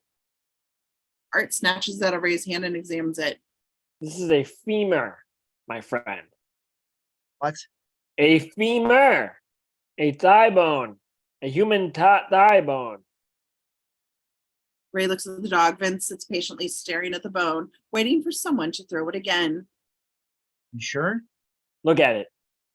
This thing didn't come off a chicken. Where'd he get it? Ray stutters, and then his eyes look on the fence and he blanches. Fence. He pulled it out from under the fence. Art looks at the fence and his jaw drops. Jesus Christ, Ray. There's no doubt anymore. This is real. They killed him. They cut him up and they burned him in the yard. He holds the bone in front of his face. This is Walter. Involuntary Ray screams. On the men, psychopanic music shrieks. Camera zooms in and out repeatedly on the bone and screaming men and disorienting an acid fright nightmare effect. Then suddenly Art springs on Ray and clamps a hand over his mouth. Art's eyes are wide and trained next door where we hear screen door slam. We start a slow, suspenseful pan over to the fence. All we can make out through the slats are shadows, but we can hear footsteps on the grass within the yard and they're coming closer. On the patio, Art and Ray stand frozen, petrified as the footsteps close in on the fence. Back on the fence, now the shadow of the footsteps are nose to nose with the fence. A puff of smoke is curling upward from just on the other side. The wood creaks and a couple of slats bend endward, indicating the smoker is leaning on the fence, peeking through the crack. Art and Ray hold each other, paralyzed with fear. Back on the fence creaks a little more. Then up over the top comes a crumpled piece of paper. It lands softly in the grass, and smoking presence repeats. The screen door slams again. Art breaks down from the patio, leaving Ray frozen stiff in the crouch. He runs to the wad of paper and fiercely opens it. His expression turns dark as he looks at Ray. My note. Ray's eyes bulge as he breaks through the back door just as Carol opens the back door. Whop! Ray falls back, toppling over a patio chair, sending beer cans and ashtrays flying. He's bleeding from both nostrils. Carol looks at him and sees Art standing sheepishly in the yard. She folds her arms. Cut to Ray's front porch. Minutes later, the Rumsfields have joined the Petersons and Art on the porch. Ray holds an ice pack to his face, his head tilted back. I think it's about time we all stopped acting like kindergartners, don't you, Ray? She thumps him on the chest. Yes, Carol. For God's sake, before someone breaks a leg or falls off a roof, let's go ring the doorbell. Invite ourselves in for a neighborly chat and get to know these people like we should have done a month ago. Okay. Art snaps his fingers. Hey, that's a great idea. You distract them while You're not invited. Art shuts up. Cut to something that's omitted. Exterior Mayfield Place minutes later. Drum cadence up as we welcome wagon marches up the Klopex front walk with Bonnie in the lead holding a tray of brownies. Excuse me. Men trail the women somewhat apprehensively. They reach the dusty porch and Ray grabs Carol's arm. I should have had more to drink. Will you relax? She rings the doorbell while Bonnie raps with the knocker. Now remember, the girls lead. Yeah. We'll find out more about them in 5 minutes of friendly chat than you guys would in a month of snooping around. On the door, we hear movement from within. Footsteps approach. Carol looks at the group. Try to look normal.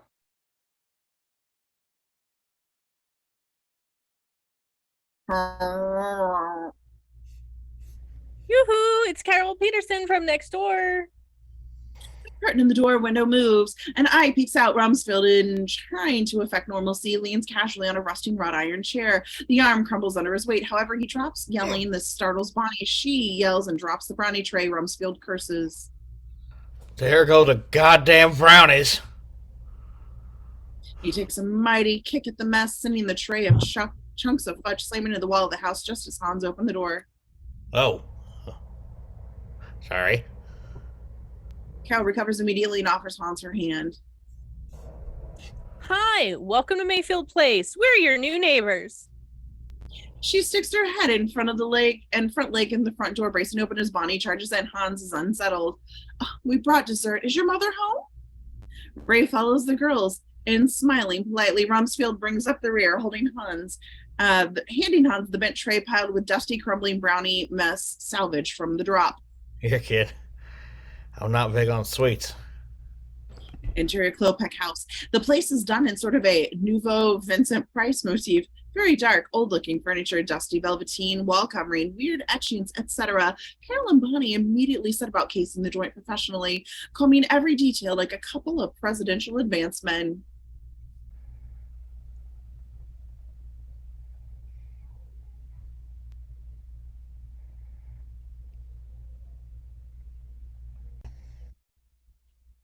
I don't know.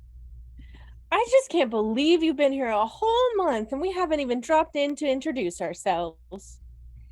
It's just rude, that's all. There's no other word for it. It's just rude. Forgive us. Bonnie picks up a vase and reads the label on the bottom while Carol scratches a nail in the ancient silver service. Rumsfeld backs Hans against the wall and smiles at him nose to nose.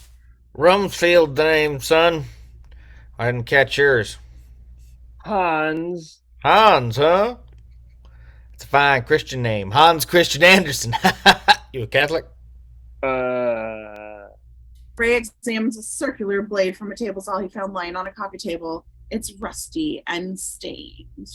Hans, it's Ray Peterson from next door. You must have seen him before. He's the guy who first suggested you.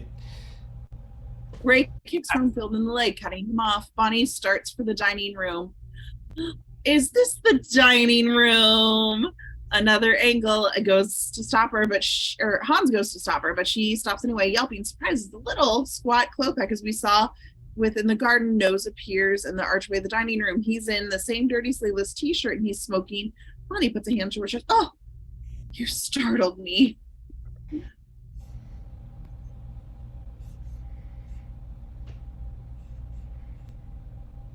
Fucking Travis.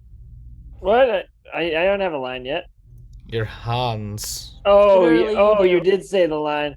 My Uncle Reuben. How do you do? He nods curtly and marches off into the room and stands directly opposite of Ray, staring into his eyes. Ray tries to smile and nod, tugging out his collar. An awkward pause. You are the one who lives next door. Ray opens his mouth to say something, but all that comes out is a squeak like a rusty hinge. Why don't we make some coffee, Bonnie? And just everyone want cake? I'll do it. He sweeps the cake out of Carol's hands and ducks out of the room. Everyone stands there for a second, then Rumsfeld thumps Reuben on the back. What do you say we all sit down and get to know each other, huh? Yeah. Exterior Ray's backyard desk. Dave hurries over to Art and Ricky, scudding to a stop on his knees, out of breath. Art is applying black shoe polish to his face for his night raid. They're in there all right. Doesn't look like they got thrown out either. He and Ricky look at Art. You guys want to come with me? Simultaneously and without hesitation, Dave and Ricky shake their heads. Okay, give me the air rifle. Art Wingardner is nobody's fool. The Klopek side fence desk. Art flips over and drops 6 feet, rip, leaving a portion of his pants dangling from the fence. He lands roughly torso first in a noisy, dried-up old rose bush with a lot of thorns. He rolls in the dirt, cradling his shoulder and trying not to scream. We can hear Ricky and Dave laughing in the other yard. Did you make it? Very funny. Give me the shovel. He turns to survey the yard. It's dark, but we can see clumps of dug-up sod and turf scattered about. Shovel, come on. A shovel comes up and over the fence and nails him squarely on the head. He drops to his ass. More laughter from Ricky and Dave. Cut to interior Klopek house, dusk into the night. Everyone sits awkwardly in the living room. Reuben's seated directly across from Ray, their knees almost touching. He continues to stare, working on a toothpick in his mouth. Carol and Bonnie watch him, then look at each other, trying not to laugh. So, how do you like Hinkley Hills so far? We just love it. Reuben says nothing, his eyes boring Ray, assessing him from head to toe, perhaps estimating his coffin size. Rumsfeld gets anxious, rises from his chair, and stands over Reuben, giving him a cold, interrogating look as he lights a cigarette with a Zippo. Klopek, huh? Is that Slavic? Reuben shifts to return to Rumsfeld's stare. No. Rumsfeld smiles and nods, as if expecting that answer. He then changes the subjects. So you comfortable here, Rube? Good house, huh? Good solid walls. Rumsfeld bangs his fist on the wall, Good solid floors. stomps on the floor 3 times. Ray shifts in his chair, a beat. Then 3 answering stomps from the basement shake the room. Ray freezes. Got somebody tied up in the basement? Hans, entering from the kitchen with a coffee and cake, hears this last question and looks at Reuben. Reuben shakes his head slowly. Hans puts the tray down and starts to pour the coffee. Rumsfeld presses on. Just you and your uncle in the house then, eh, Sonny? No, actually, it's me. And... Reuben cuts him off with a sudden ahem and turns to Rumsfeld. Hen, we're a small family. Me, the boy, and my brother, the doctor. Rumsfeld raises his eyebrows. Oh, a doctor! Oh, it's always nice to have a doctor in the neighborhood. Ray coughs loudly. It sure was damp this morning, huh? Let's have some cake. She gets up to help Hans, hesitating as she picks up a carving knife. Rumsfeld folds his arms and leans against the wall in staring contest with Reuben. Gee, this is nice. big old house. I don't believe I was ever inside it when the Naps lived here. How unfortunate for the Naps. Rumsfeld inspects his nails. The only thing about these old places is that sometimes you have a drainage problem in the rainy season. You know, like the basement can flood. I wouldn't advise turning it into a guest room or keeping any of the doctor's equipment down there. Don't worry. I don't. Rumsfeld takes a step forward. Reuben. Was that him banging on the ceiling a minute ago? Reuben stands. Maybe.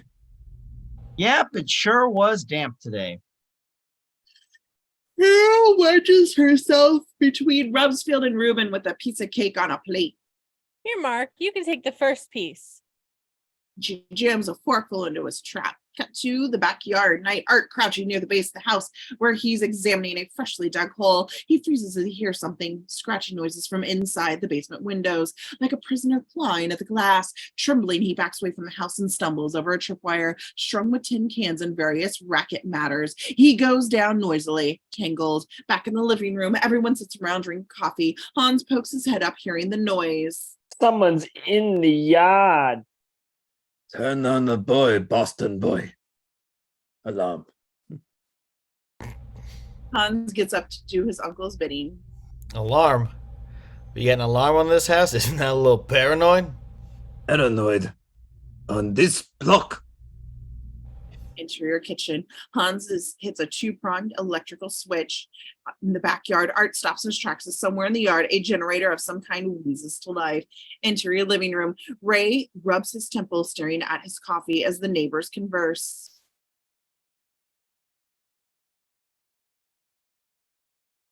My brother's work keeps us on the move, you see. This is our third house. There's many years. That must be very hard on you, Hans. All that moving around. Hans shrugs. Ray sips his coffee and makes a face like he's got a mouthful of battery acid.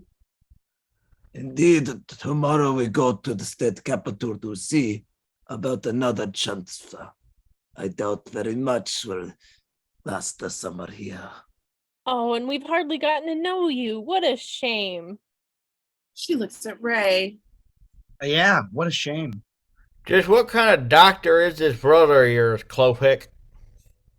Now a door slams off the entry hall and footsteps approach the living room. Why don't you ask him yourself? Another angle. All eyes turn to the hall as Dr. Klopek, a dark, 40-ish, harmly-looking chap, maybe sort of looks like a polar bear, enters, perspiring and wiping his hands on a rag. He smiles. We have guests. Oh boy, do we have guests. Dr. Klopek steps into the room and offers Ray his hand. Werner Klopek. How nice to meet you. Hey, Peterson. He looks at Carol. She grins smugly. Nice to meet you. Dr. Klopek goes around the room introducing himself. He stoops to kiss Carol and Bonnie on the hand. They look quite pleased with themselves and would probably, if they could, thumb their noses at their husbands. The good doctor pours himself some coffee and smiles again.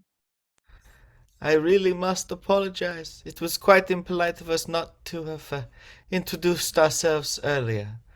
But this particular move proved quite taxing to our family. Don't give it a second thought. It's our fault, really. Well, you're very kind. I was just remarking to Hans today how nice it would be to meet all of our new neighbors. And here you are. Everyone laughs politely, except for Rumsfeld. Well, we're not all present. We don't know where the hell Walter is. You know, the old man who lives next door? Ray spills his coffee in his lap and yelps. He hops up and starts to blot it with a napkin. Rumsfeld isn't fazed. Terrible thing, the plight of the elderly.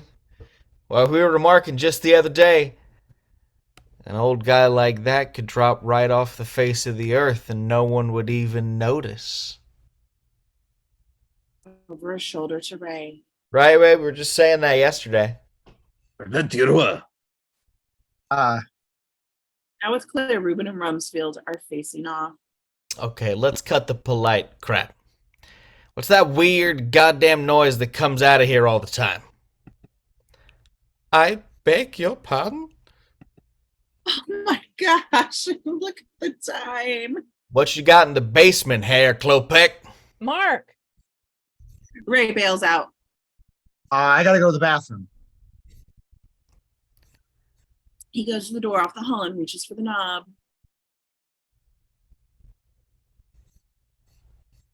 Don't touch that. But it's too late. He opens it. Ah! Ray jumps back, knocking over an end table as a great Dane the size of a racehorse flies out of the basement, lopes up across the living room in 2 giant steps, and turns towards the back of the house. Ah! Hums runs after his body. Bonnie grabs her heart. Good Christ, you keep a horse in the basement!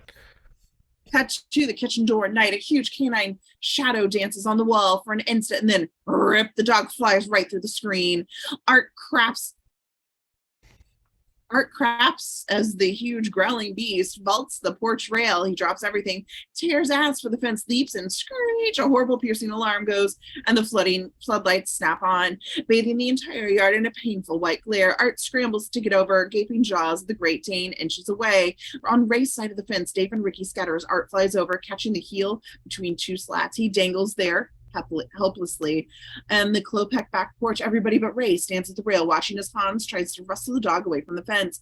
Part of one shoe protrudes from the gap in the wood fence, and we can hear shouts and struggling from the dangling intruder. Is it a burglar? no, it's Art. Reuben reaches into the kitchen and turns off the alarm. Now all we hear is Art shouting at every dog in the neighborhood. Another neighbor. Reuben nods. What was that you were saying about paranoids? He moves off into the yard, and Rumsfeld follows at his heels. Probably hit a golf ball over the fence. So what? Carol turns awkwardly to Dr. Klopek, tries to smile. I'm sorry if the dog frightened you. His size tends to overwhelm people. And now Ray's in the kitchen door, sweating and breathing heavily. Carol frowns at him. Dr. Klopek, I think we've intruded on you long enough for one night. It was lovely meeting you. She glares at Ray. Yeah, it's been real. He holds out his hand. It's shaking.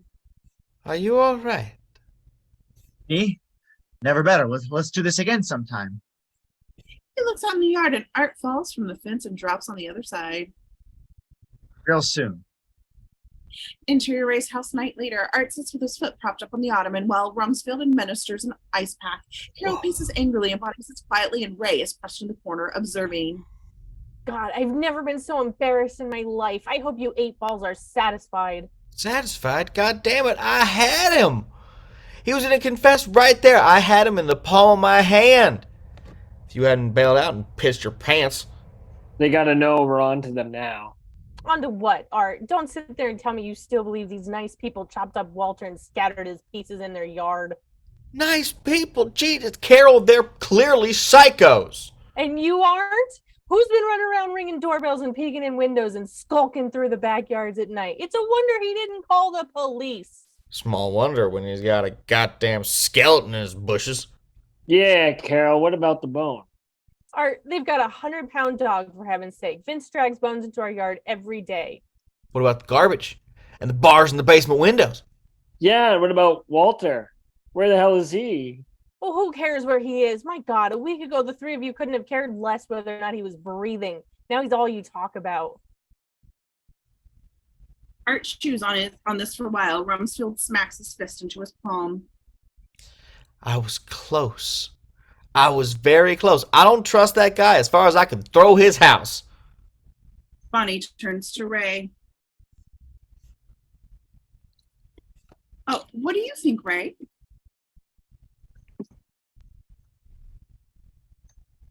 Everybody looks at him. Yeah. Been awfully quiet. How about pitching in here? Ray opens his eyes, purses his lip pensively as he waits a beat, and then I think they're clean. I think the girls are right. See, even Mr. Nervous Breakdown admits defeat. Thanks a lot, Ray. Jesus, you're the one who started all this in the first place. Ray's the one who aren't. You are. Carol, would you and Bonnie excuse us for a second? I'd like to talk to the fellows alone. that's sexist. Carol starts to protest, but Ray shoos the girls out of the den. Well, at least you've come to your senses. Another angle, he closes the den doors behind them and turns to Art and Rumsfeld. What is this shit, Ray? You selling us out all of a sudden? Yeah. What are you, totally pussy whipped? Why don't you take your balls out of your wife's purse and take a stand? Ray reaches into his trousers. Figure speech, Ray. It was only a.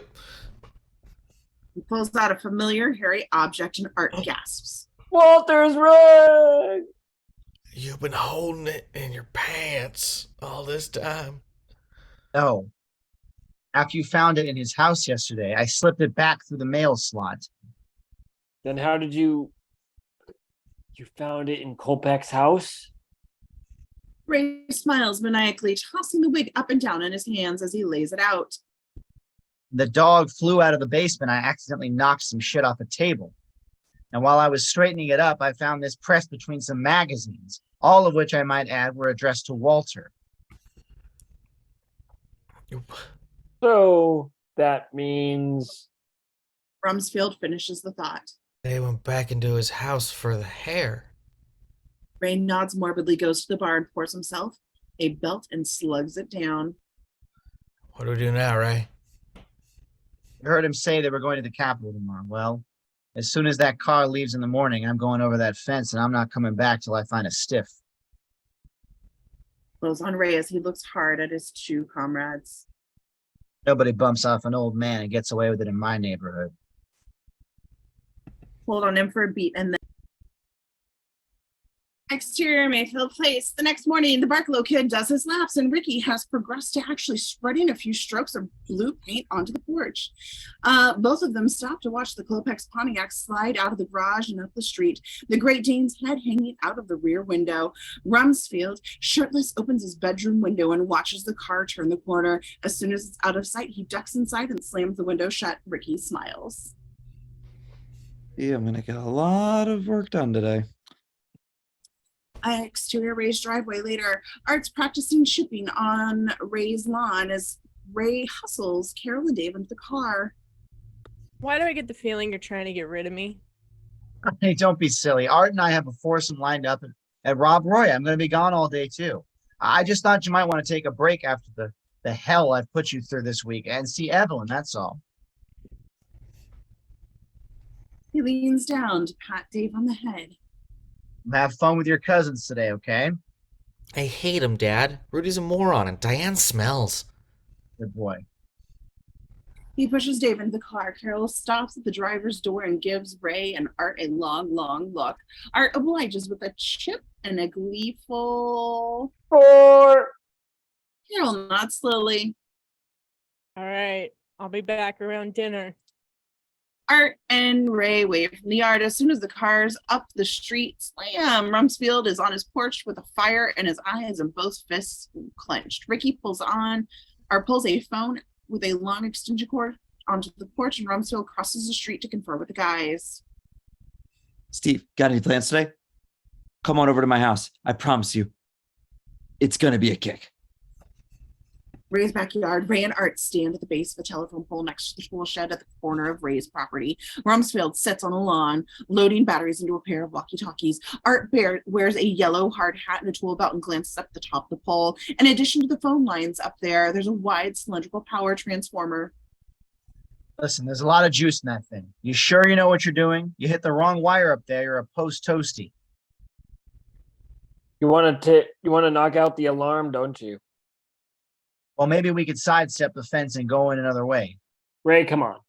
God knows how many tripwires they might have. I can knock out the whole frickin' system with one snip of the wire cutters, right, Captain?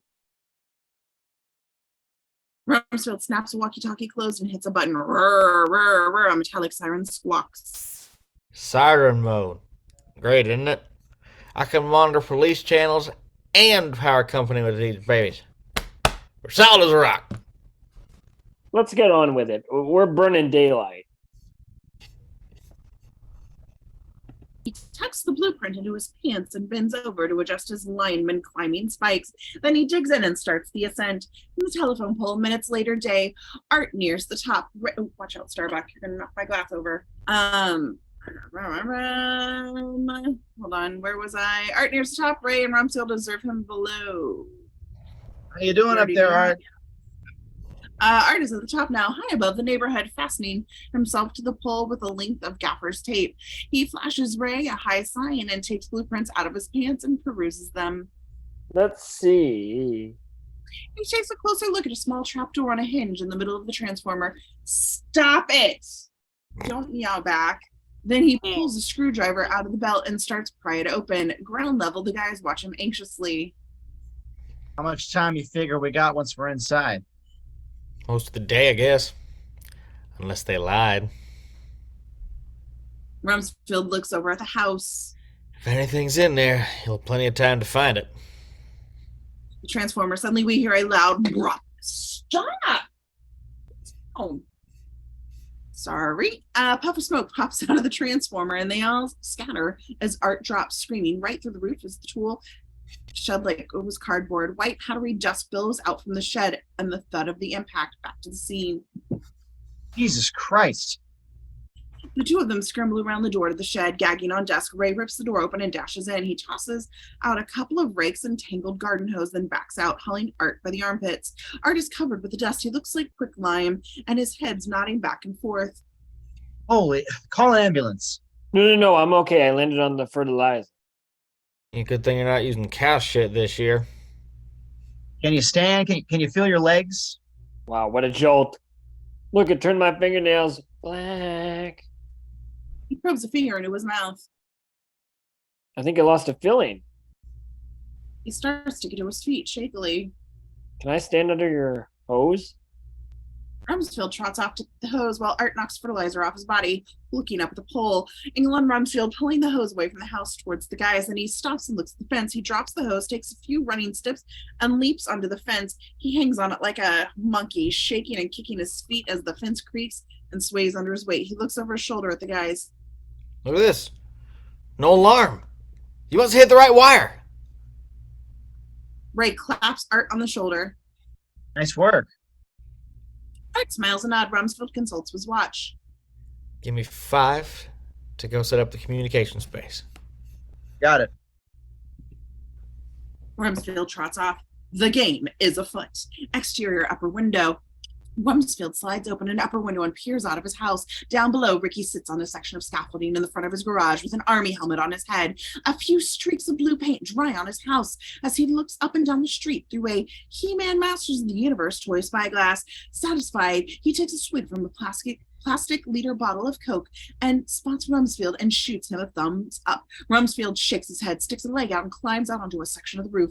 The walkie-talkie hangs on his belt. Binoculars dangle from his neck, and there is a semi-automatic rifle slung on his shoulder. Ricky spots the gun and gasps. You got a gun? Shut up and paint your goddamn house. Whoa. Rumsfeld. On Rumsfeld, his equipment is jingling. Rumsfeld pulls himself onto the topmost portion of the roof, which offers a nice overview of the surrounding neighborhood. He takes a quick 360-degree recon of the area and reports into the walkie-talkie. This is Eagle Eye calling Task Force 1. You're clear. Cut to exterior Ray's yard. Art and Ray Day standing in front of the fence in Ray's yard. Art replies, Roger, Eagle. We're going over. Art tucks the radio into his belt, motions to Ray. Ray gives him a leg up over and he goes over. We hear him thud down on the other side. Ray starts handing tools over the fence, a pickaxe, 2 shovels, some wire cutters. Cut to Rumsfeld as he leans against the chimney, scanning the treetops with his binoculars. He puts them down, unslings his rifle, and lays it on the roof with easy reach. Ricky in his driveway stands next to the grubby 17-year-old Steve in a mirrored sunglasses and a black t-shirt. They slap a high five and Ricky yells up, Hey, Mr. Rupfeld, I'd like you to meet a friend of mine, Steve Kuntz. Rumsfeld looks down at the leering burnout in the driveway. Hey, dude. Steve dropped by to watch the show. Rumsfeld grumbles something unintelligible. This guy's a Marine, man. Like he hasn't been right since Nam. Steve nods compassionately. Cut to exterior Klopex yard. Art and Ray Day working on a nice hole in the Klopex yard about 2 feet deep and 4 across. They're working up a nice sweat in the heat, really laboring hard. God damn. I hope we find him, boy. I do hope we find him. Ray nods and mops his brow with a forearm. Poor old fart. I wonder if they tortured him. You know some of these old cult freaks? Gouge out eyes and cut off fingers and shit. Ray grunts, concentrating on his digging. I read in the Devil Worship book that one group of maniacs took a guy and, Look, I'm going to start over there. If we split up, we can cover more of the yard quicker. Okay, yeah, that's a good idea. You start your own hole. Should I radio in it? Ray climbs out. No, I don't think we need executive clearance for this, Art. Art nods and goes back to digging. Cut to Rumsfeld smoking a cigarette on his perch. Below him, the window he crawled out of opens and Bonnie sticks her head out. Honey, I made you a sandwich. How are the gutters coming? Rumsfeld rolls his eyes. Mark, are you hungry? Where'd you go? He frowns and picks up a walkie-talkie. Task Force 1, this is Eagle Eye. You guys found anything yet? Over. Art and Ray. Art's waist deep in a hole now. Ray is 2 holes away. The yard looks like a mortar testing range. Negative, Eagle Eye. Ray struck something hard about 15 minutes ago, but we figure it must have been a water pipe or something. Are we still clear? Roger. Over. Reverse on the fence. Ricky and Steve hang on the fence from Ray's side, casually observing a bag of potato chips. Art rests on his shovel. Ricky, you've been in this from the start. How about grabbing a shovel? I'd like to help, Mr. Weingartner, but I gotta paint the porch. Let me know if you want to order pizza or anything, though. He and Steve split. Art turns to Ray. Kids today. Why the hell can't they find something worthwhile to do? He picks up a shovel again. Rumsfeld drops half a ham sandwich in his lap, opens a jar in sunblock, and creams his nose. Ricky and Steve shoots hoops. Art and Ray, all muddy and sweaty, stops to catch his breath. Getting really hot back here. Art swats a fly. Yeah. Wide to see the whole yard has been unearthed for most part. Big gaping holes and mounds of fresh mud everywhere. I guess if there was something back here, we would have found it. You want to try the house? Ray looks over at the house for a beer, or for a beat, deciding. I'll find that too. We got to look in the basement, don't we? Mm-hmm. Art wipes his face on his shirt and nods. Ray tosses his shovel out of his hole and climbs out. Go. They approach the house. Art gets to the back door and jiggles the handle. Got a credit card? Ray sighs, pulls his wallet out and flips it open. Art helps himself.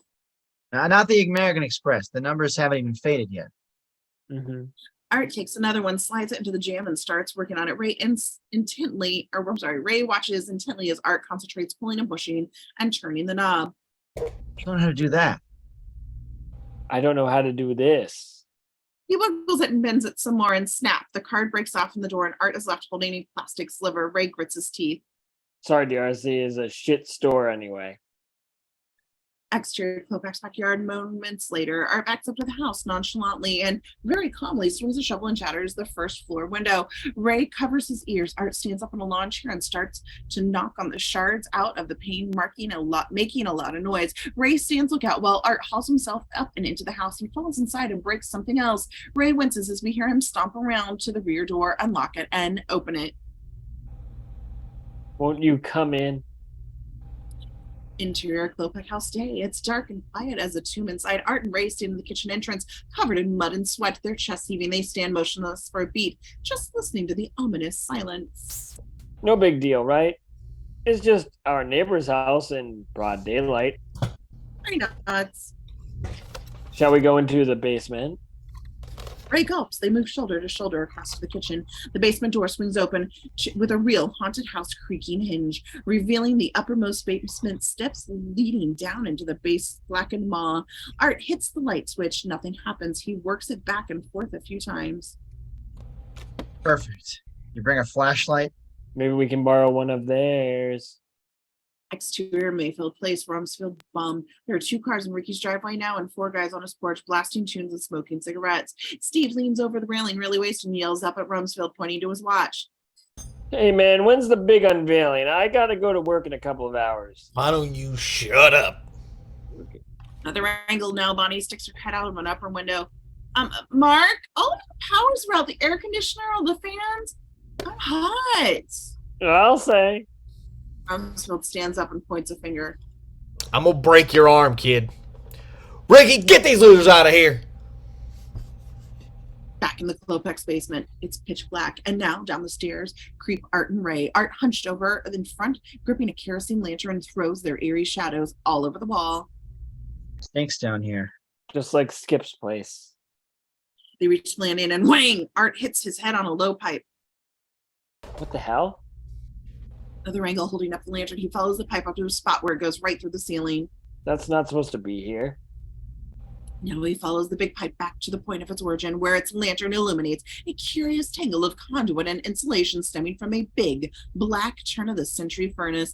Another angle. Meanwhile, Ray rips a black curtain off the far wall, and a dusty shaft of gray light comes in through one of the barred windows, giving us a better view of the dank, mostly empty subterranean room. Ray sneezes on the dust from the curtain.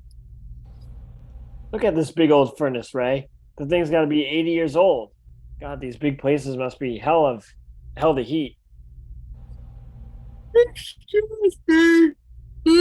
Art examines the thing with great interest. Ray seems strangely drawn into it, also crossing into it slowly, looking at all of the dials and pressure gauges. This house isn't that big. What the hell do you need a furnace like this for? This thing's been modified. Look, all this conduit is brand new. He put this pressure gauge in himself. Right there, he punched a hole in the ceiling to run that pipe up there. Holy shit, the thermostat goes up to 400 degrees. Ray puts his hands on a couple of pressure valves. This is no ordinary furnace, Art.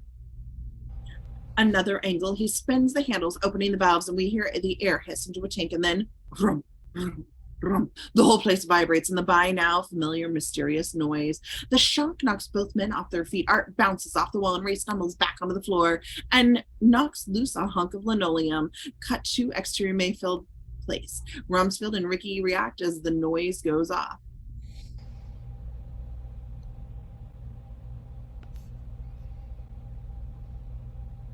Noise! The noise! He vaults off the porch and runs into the yard to yell up at the Rumsfeld. Mayday! Mayday! Exterior roof. Rumsfeld loses his footing and starts to slide down the shingles. The rifle starts to slide too. Rumsfeld lunges for it, misses, and grabs the gutter to keep from dropping. He hangs from the drain pipe as the rifle hits the lawn, misfires, and blasts the driver's window out of his Cadillac. Ricky hits the dirt, tied on Steve and the other kids. Awesome. Rumsfeld dangles helplessly from the drain pipe. Hey, kid. Ricky's friends break into a smattering of applause. Get that goddamn ladder over here, you mongoloids. The Barklow kid watches intently. Cut to interior Klopek basement day. Art has a steel door on the shell of the furnace open and stands there, awed at the intensity of the blue flame jets inside. It's a blast furnace. Holy, he got a crematorium down there, Ray. Another angle, but Ray is busy pulling up loose floor tiles, moist with fresh adhesive. The ground beneath them is also moist, and crumbles easily as Ray digs up with his fingers, and Art comes over as Ray sits back on his heels and his dirty hands trembling. Here he is, Moist. Arthur. Art kneels next to him, looking at the moist divot. Walter's final resting place. Look, all this tile's been torn up and relaid. The cement's still soft. They must have burned him up and Dumped his bones right here. Art grabs the back of a moist chair and pulls it back and tosses it into a moist corner. You come this far, Raymond. Let's dig the poor son of a bitch up. Art starts heaving loose furniture into odd corners as Ray rips up the linoleum. Cut to exterior Mayfield Place. Ricky's ladder is leaned against Rumsfeld House as Rumsfeld and Ricky's friends stand before the Cadillac. I can't believe it. Ricky calls from down the roof where he holds the walkie-talkie. They're okay. I guess it's just a furnace or something. Rumsfeld pokes his head through the busted window. Jesus. Let's go across the street and see what they found. Rumsfeld looks up the street. Not just yet. Rumsfeld motions the street. The police cruiser is turned the corner and is crawling towards them. Rumsfeld kicks his rifle under the car. Cut to the Klopex basement. We see the shadows of the grave robbers flickering eerily in the light of the kerosene lamp. They're working on a large hole about knee deep, making good progress. Exterior Mayfield Place. Rumsfeld and the kids affect casual innocence as a cop leans against the Cadillac.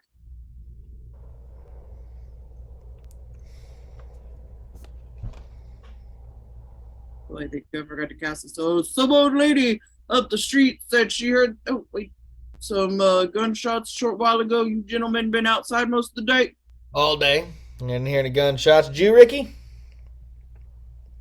Gunshots? No, can't say I did. I think I heard some firecrackers though. Yeah, that's probably it. Firecrackers. Exterior Klopak House. Now across the street, we hear a door slam and Art flies out of the Klopak House, filthy as a pig and excited as hell. Hey, you guys, He stops yelling as he spots a cop. Rip trips on a bush and goes down hard. Ricky waves him off and Art gets up and goes into Ray's garage. The cop takes this in and Rumsfeld chuckles nervously. My neighbor. In the garage, we hear Art banging around and there for a beat, and then he appears with a heavy-duty flashlight, a can of kerosene, and staring up the cop the whole time. Trots back in the Klopak house. Another angle. Now from the walkie-talkie that's Ricky's forgotten is still dangling from his belt. We hear Ray's voice. Art, for Christ's sakes, will you hurry up so we can finish this before we get caught? Rumsfeld closes his eyes. Ricky gives the cop a half smile and picks up the radio. Okay, Timmy, quit goofing around with the radio. Mom wants you home right now. Cop looks from Ricky to Rumsfeld to the Klopak house to the Stone teens. He thinks for a long, unforgettable beat and shrugs. You folks have a nice day. Rumsfeld and Ricky watch him get into his car and drive away. Rumsfeld rips the walkie-talkie out of Ricky's hand and makes like he's going to hurl it against the house. Cut to Klopak basement. Now they're waist deep, standing in about 10 inches of gooey, wet mud. getting damp. Maybe we hit a wall or a sewer line. Ray grunts. They wouldn't go down this far, would they? Well, I doubt they'd bury him in a foot of standing water. Yeah, let's start digging out and make it wider. Art spits in his hands. I'm pissed now. I'm gonna find this stiff if it kills me. Another angle. He starts swinging the axe like it's his life depends on it. And now we move fast to the furnace where the intense fire is raging and the needle on the temperature gauge is inching even closer to the red zone. Back to the Mayfield Place dusk. The sun is beginning to sink in the west, casting long shadows. Rumsfeld on the roof checks his watch and frowns and picks up the walkie-talkie. Eagle out of Task Force 1. We're losing daylight here. You guys find anything? In the Klopak basement, dusk tonight. It's really dark in there now. Art's been collecting kerosene lamps and a torch or two and throw a little light on their work. Negative, Eagle Eye, but we're very, very close. Over. Ray leans back in the hole, panting heavily. Oh, God, I'm burning up. Yeah, it's hot down here. Ray nods, looks over to the furnace. It's still roaring. No wonder you left the goddamn furnace on. Get down here and dig. I'll turn it off. Ray climbs out of the hole and goes over to the furnace. Exterior Mayfield Place night. Night is falling, and Ricky's friends light candles on the porch where he stands at the foot of the driveway looking at the darkened street. No doubt about it. You took out the whole street, maybe even the whole south end of town. Rumsfeld fumbles with the radio on the roof. Hey, pipe down. Trying to pick up power company channels. Steve leans from the porch.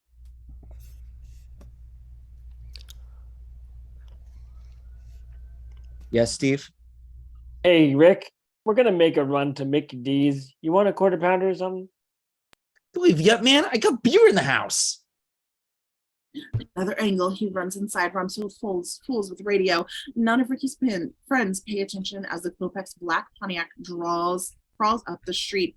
The furnace noise racks the block again. Immediately, the Klopex car stops, pauses, and reverses back up the street. The Klopex basement. Night. Art takes another mighty swing with his axe and clank strikes something hard and metallic. He and Ray freeze. Ripped. He swings several more times, each one landing with a clank. They got him in a steel box or something. I'm gonna go get my blowtorch. Art hauls himself out of the hole and dashes up the stairs. Ray slides down the goo and starts to work the loose dirt from around the metal piece. He leans towards it and sniffs.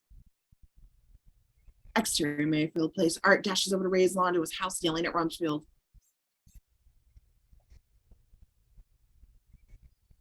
We found it.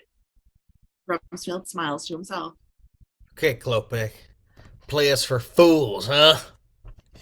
Art disappears into the garage. Ricky and his friends are in the house, and now another car turns down the street and pulls into Walter's driveway. Rumsfeld sees it and frowns, slides down towards the lip of the roof for the closer look. Rumsfeld POV, Walter's driveway night. A middle-aged man gets out of the driver's side and walks around the rear of the car to the trunk. Then a woman, presumably his wife, gets out of the passenger door. The man hauls an aluminum walker out of the trunk and brings it up to the back door of the car. Then he and the woman help Walter out of the back seat and onto his feet. He grips the walker, obviously weak. Ricky comes out of his house with a can of Budweiser hanging from a plastic grip.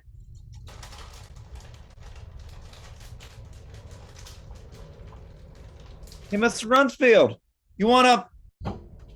He stops as Rumsfeld points a shaky finger across the street. Ricky stops. Oh, wow. Rumsfeld's roof night. Rumsfeld, and his hands trembling, shudders into the radio. Raymond, I think you better listen up real good. And now here comes Art trotting down the sidewalk, holding a 5-foot tank of butane and a blowtorch attachment. Art! Weingarter, hold it. Front walk is the foot of the Klopex front walk. Art catches Ricky's eye. Ricky points to Walter's driveway. Art looks at Walter's driveway, sees Walter, and his world falls apart. Rumsfeld craps a brick as he spots the Klopex car rolling up the street, followed by a police cruiser. Coppers. Ricky spins to Art. Get Ray out of there. I'll try to stall him. He tears ass into the street, waving his arms. Officer, help! There's some men in my house and they're eating my parents' food. Both cars stop. Walter watches from his driveway, and the Barkalow kid breaks from his laps to get a closer look. In the Klopek basement night, Ray chips away at the dirt, paying no attention to the manic squawks coming over the radio. Now we hear a breathy hissing sound from somewhere in the basement. Ray drops his trowel and wipes his shirt over his face. Hurt my ass. It's a gas line. He tries to claw his way out of the muck. Art charges the basement steps. Ray! Get out. Gas leak. Art does an about face and charges back up the stairway, halfway out of the hole, knocks over a couple torches trying to extinguish them. Exterior Mayfield Place night. Two cops, the Klopex, Ricky, and Rumsfeld, stand in front of the house while Ricky's friend watch from the porch. Art comes blasting out the front door. It's gonna blow! Klopek Place, Bluey, the Klopek Place is devoured in a hideous concussion-panicked fireball. All the neighborhood windows are blown out, splinters of wood and the debris rain down as everyone crashes behind the police car. In the neighborhood, the explosion is followed by an ominous silence, save for the sound of a couple of birds dropping in the street and Ricky's friends commenting on the grand finale. Nay, that Ricky sure knows how to throw a party. Various pieces of house settle onto the earth. A police car, as 5 or 6 heads slowly poke up, looking at the carnage. In the back of the house, what's left of it anyway, about 3 walls, and the entire second story are history. Ricky and Rumsfeld look at each other. Art peels himself off the cement. Ray. Wreckage now from behind a section of the wall staggers out black and smoldering man. Ray. He jumps up. Ray in a different zone entirely, stunned by the blast. He's clutching the doorknob. The cops look at Reuben Klopek. Is that your house? Reuben nods, dazed. Ray. Art runs up to him and grabs him by the shoulders. Ray, are you okay? Ray sees nothing, hears nothing, stumbling through the debris like a zombie. Art trots alongside, trying to get to him. You found it, didn't you? Did you find it, Ray? Speak to me. Rumsfeld turns to Reuben. I'm telling you, Klopek, you got a lawsuit on your hands. Reuben looks at him, holds a beat hands, cut to Mayville Place night. Minutes later, Carol and Dave turn down the street. Carol gasps. What on earth? Carol's POV. 3 fire trucks, half a dozen squad cars, helicopters with floodlights hovering overhead, an ambulance, fire hoses, the bomb squad, a gas company, and about 50 curious onlookers, all holding flashlights and torches, trample the block. Oh God, please don't let it be our house, please. Angle on Art, handcuffed and bent over the hood of a squad car, argues with 2 plainclothes policemen, Mulroney and Burr. I'm telling you, there's a body in there. We're right on top of it. The old man, right? Yes, green hooded. I mean, no. The old man had heart palpitations Monday night. The daughter and the son-in-law picked him up and took him to the hospital, where he remained until his release at 5 o'clock today. What about the wig? What was that doing in their house, huh? They were picking up his mail for him while he was gone. The doctor said somehow the wig got mixed up with some magazines and letters. Art cranes his neck around to look at the Klopeks as they talk to a uniformed cop with a notepad. Doctor, huh? You happen to be a very respected pathologist, Mr. Weingartner. You're damn lucky that you didn't kill him in the blast. On the Klopeks as Burr wanders over to get part of their statement. The furnace had certain modifications. My work samples don't keep very long and need to be kept in a sealed room with a constant temperature and moist heat. All the specifications were filed and authorized with the gas company. Do you have any idea what those men were doing in your basement when the house blew up? They've been harassing us ever since we moved in. There are a lot of weird people in this neighborhood. On Ray as he sits up on a gurney with an ace bandage around his head and over one eye. Mulroney stands over him, reading him a list of charges. Destruction of private property, destruction of public property, 3 counts of criminal trespassing, harassment, possession of a garden tool with intent to commit assault, vandalism, reckless disregard for public safety, several counts of theft, and the old man claims he's got a ransom note that says you've kidnapped his dog. Ray stares straight ahead wordlessly. Can you hear me? Okay, Mr. Peterson? Ruined. Carol breaks through. Ray? Ruined. Art is being led, handcuffed into a squad car. Rumsfeld follows while Ricky and his friends watch from the outside police line. Art yells at the Klopeks. This proves nothing. You're not in the clear yet. And now they pass Ray. Tell him, Ray, we got the goods on him, right? Don't we? Get him out of here. You'll see. They'll find the rest of the skeleton to go with the femur, and they'll see what we were right. It may not be Walter, but it's... Ray leaps off the gurney, clutching Art's shirt. Shut up. Jesus Christ, don't you know when to quit? Look at me. I'm a shell of a man because of you. From being meowed at. Rumsfeld tries to separate them. Get off their case already. They didn't do anything to us. So they're different. So they keep to themselves. Can you blame them? They live next door to people who break into their house and blow it up while they're out for the day. Ray pulls away from his paramedic and continues. Remember what you were saying about people in the burbs going nuts, Art? Guys like Skip who mow their lawn for the 800th time and then snap? That's us. It's not them. We're the crazy ones. We're the ones that see things that aren't there. We live in these houses that are all the same, on these streets that are all the same, and we have the same jobs and the same cars and the same friends. And we get so conditioned to the same routine that as soon as someone different moves onto the block, we lose it. And we run around vaulting fences and peeking in windows and throwing garbage in the street and setting fires and acting suspicious and paranoid. We're the lunatics, Art, not them, us. Ray's speech ended. Everyone is quiet. I don't know what to say. You want me to move? Ray sighs, pulls back on the gurney. The paramedics strap him in and start to roll towards the ambulance. Carol trots alongside. They're gonna take you to the hospital and check you out, darling. Good, We'll meet you there. good. On the street, they load him in. Everybody on the street starts to break up, and Ruben and Hans stand in the rubble of their house. Renfield puts an arm around Bonnie, looks down the street and sees Ricky at a side, and the cops load Art into the car. Ricky smiles broadly. God, I love the street. Interior ambulance. As the paramedics start the engine, Ray just stares at the ceiling, totally wiped out. A doctor squats nearby, to his back turned to him, and the driver turns around. Where to, Doc? St. Matthews? Yes. Ray's POV out the ambulance's back window. As the ambulance pulls off, he watches Mayfield Place fall away, perhaps relieved that he's finally escaping the Klopek house and smolders, sending a greasy black cloud up to hover over the street.